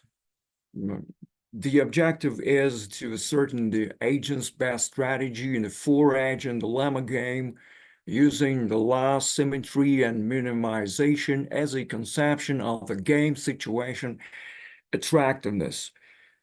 I have 5 tasks in here, 5 groups of tasks. So we have to present game formally, we have to define losses, we have to make a transition to a mixed extension of the game. We have to find the agent's best strategy, and we have to carry out some qualitative analysis of the obtained best strategy. So the game is formalized as follows. We have XI, which is a pure strategy of agent I. We have altogether 4 agents, and in as much as each of them possesses only 2 possibilities, 2 one-step actions. So we put xi to be either 0 or 1. So the quadruple of those axes is a pure strategy situation in a dilemma, non-cooperative game. This game is given by these triangle, within these triangle brackets, and in which L capital I of x1, x2, x3, x4 is the last function of agent I. So to define losses, we have to understand how many basically pure strategy situations we have in this game. Altogether, we have 16 situations in pure strategies. This is 2 to the power 4. Also, we have particular situations which are symmetric at once. And we have only 2 such situations. First one is called full compliance situation. So in this situation, we have 4 zeros, and this means that every agent complies with the system requirements, whichever they are, but he complies, he or her complies. The cost of the compliance is set to a conditional unit. So Li of 0, 0, 0, 0 is 1 for every I from 1 through 4. We have another symmetric situation which is full defined situation, where we have 4 ones, and in such a situation, every agent defies requirements of the system or ignores them. The cost of this defiance, or in other words, this is called the agent's degradation cost or disobedience, is conditionally set to 3 conditional units. So Li of 1, 1, 1, 1 equals to a 3 for any I. We also assume that if only one agent defies, it does not affect the system. And we have altogether here 4 one-defined situations. So in each of such situations, we have only 1 and 3 zeros. The payoff of agent I in a one-defined situation is 0 if the defined strategy is applied. So xi equals 1. And it is 1 if the compliance strategy is applied. This is xi equals 0. So in this case, this can be expressed as Li of x equals 1 minus xi. It's also assumed that if only one agent complies, so 2 or more agents defy, it badly affects the system so that every agent additional loses an amount of 3 conditional units, regardless of whether the compliance strategy is applied or not. So altogether, we have 4 one-compliance situations in each of which we have only 1 zero. So we have only 1, so to say, good agent, if you will, which complies, and 3 bad agents which defy. The payoff of agent I in a one compliance situation is 3 if the defined strategy is applied, and this is 4 if the compliance strategy is applied, because the complying agent pays additional price to comply. To comply incurs compliance incurs additional costs, expenses. So in this case, we have Li equals 4 minus xi for all indexes I. The 6 remaining pure strategy situations implying partial degradation are as listed. So you can see we have here only 2 compliant and 2 defined agents. The agents partial degradation cost should be set between 0 and 3, because partial degradation means smaller damage than full defiance. So, and if full defiance is defined with 3 conditional units, so we cannot afford finding more than 3 conditional units for partial defiance, so to say. So we know the partial degradation cost by B. So B belongs to the interval between 0 and 3. And the payoff of HNI in a 2-defined situation is B if the defined strategy is applied, and it is 1 plus B if the agent complies. So in this particular case, Li equals 1 plus B minus Xi, where I, as always, changes from 1 through 4. Now we should make a transition to mixed extension. So we must introduce mixed situations composed of mixed strategies. So we don't know the mixed strategy of HNI by Pi, where Pi belongs to interval between 0 and 1. This is basically the interval of the probability. So this is the probability of that HNI applies the defined strategy. And on the other hand, 1 minus Pi, this is the probability of that HNI applies the compliance strategy. Well, in short, complies. So Pi equals Xi equals 1 when HNI defies, and 1 minus Pi equals 1 minus Xi, which basically would be just 1 when HNI complies. So in a symmetric mixed strategy situation, which is a set of 4 identical probabilities, with the probability P of defiance, we have to calculate the expected payoff of HNI, and it's represented just in this slide. So you can see we have 16 terms in this expected value, and it appears, it turns out that for every agent, this will be, and basically this is the same value. So all these 4 16-term expressions are equal, are the same. Therefore, if we expand that formula, we would come up with the following agent loss denoted by L of PB. So this is a sort of surface. So this is P to the 4 times 6 times B minus 9 plus 12 times P to the 3rd times 1 minus B plus 6 times B plus times P squared minus P plus 1. So this 4-degree polynomial is the same for every agent.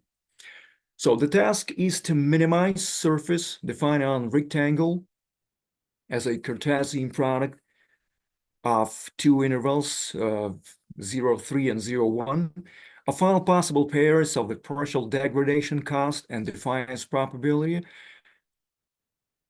including also the marginal cases when B equals 0 and 3, although these cases are easily to see that are not applicable. We are about to find such a symmetric situation, P star for P star, in which L star B of B equals minimum of L of P comma B on the probabilistic interval for P, for every B. If it turns out that L star of B is less than 1 for any B, then the situation is acceptable, having clear advantage over the full compliance situation with losses 1, 1, 1, 1. The first partial derivative surface with respect to B is just this expression. This is just 6 times P squared times P minus 1 squared.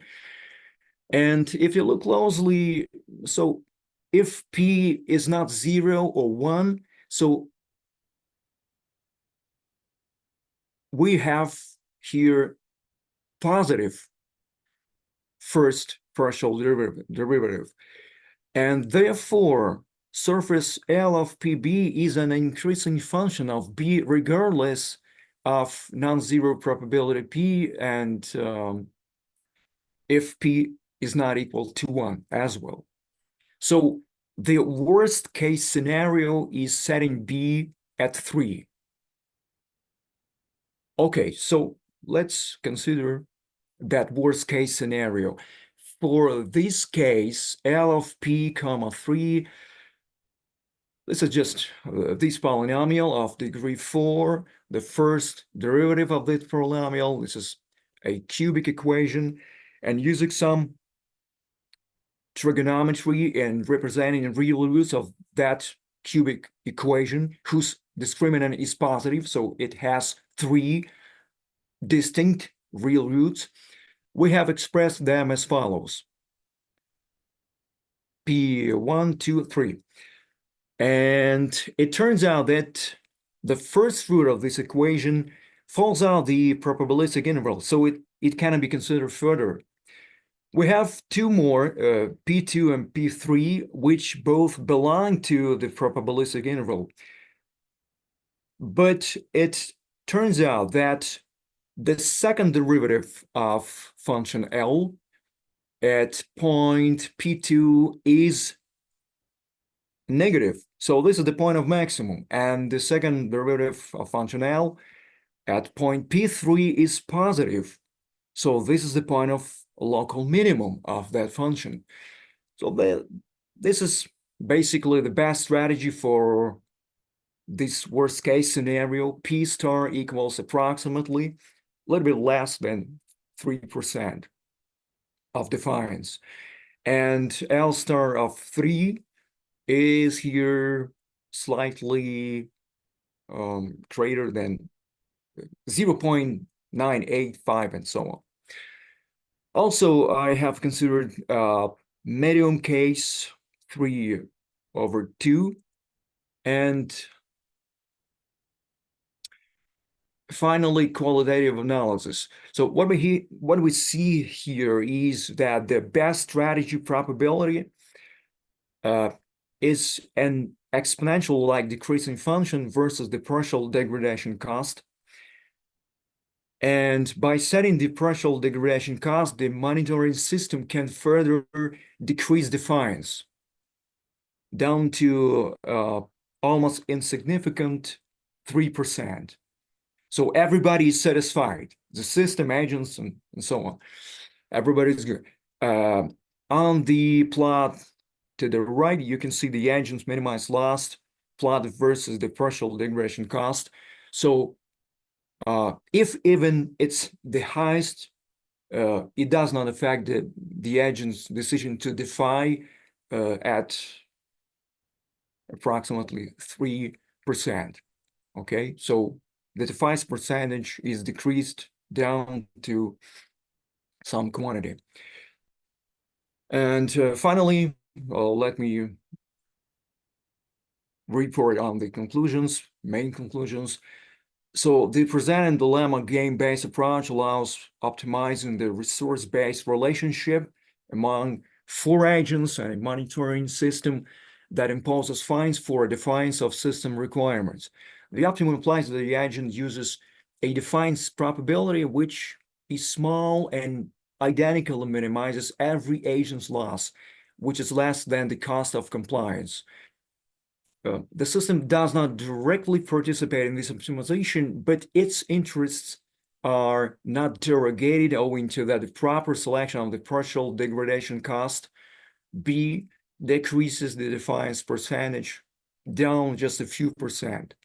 And further research can be based on including not a variable, the full defiance cost, but then we will have to consider some hypersurface in order to further minimize it.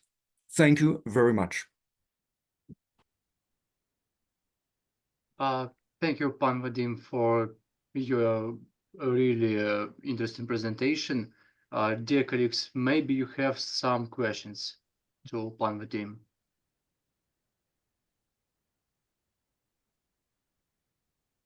Because I have a question.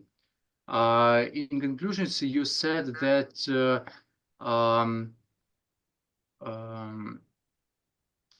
could you please last slide on conclusions? Yes, obviously, sure.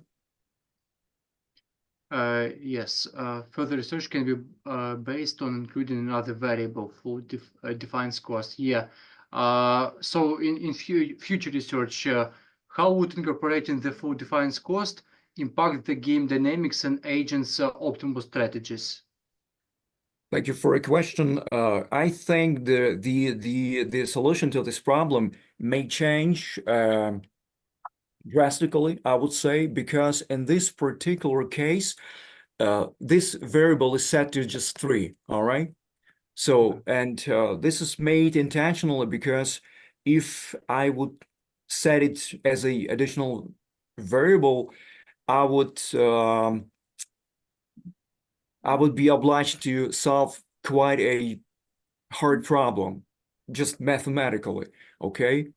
But if I introduce this another variable in my future research, I am planning to break the future problem into few problems. For example, first of all, I will consider the any interval of that cost of the full defiance, say from one conditional unit up to 3. Okay, so I will change that.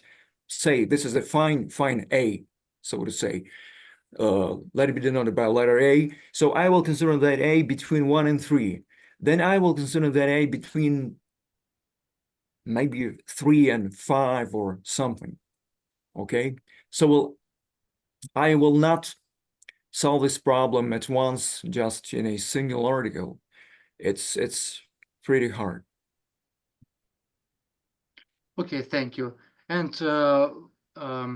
probably one more question. I'm not an expert in game theory, but you have like a parameter, partial degradation cost. And could you explain the role of this parameter in influencing the agent's decision between compliance and defiance? Thank you for your question. Basically, the degradation cost is a fine which should be less than the fine for full defiance, right? Because this is basically partial degradation is a partial damage, which is less, which is smaller than the damage from full defiance. I would like to maybe turn back to a slide this here, the famous example in with the industrial enterprises utilizing water in production. So if they comply, the ecology situation is normal, it's okay. If one of them defies, but single defier, so to say, single bad enterprise, so the water, the river or the water reservoir is capable to restore itself, right?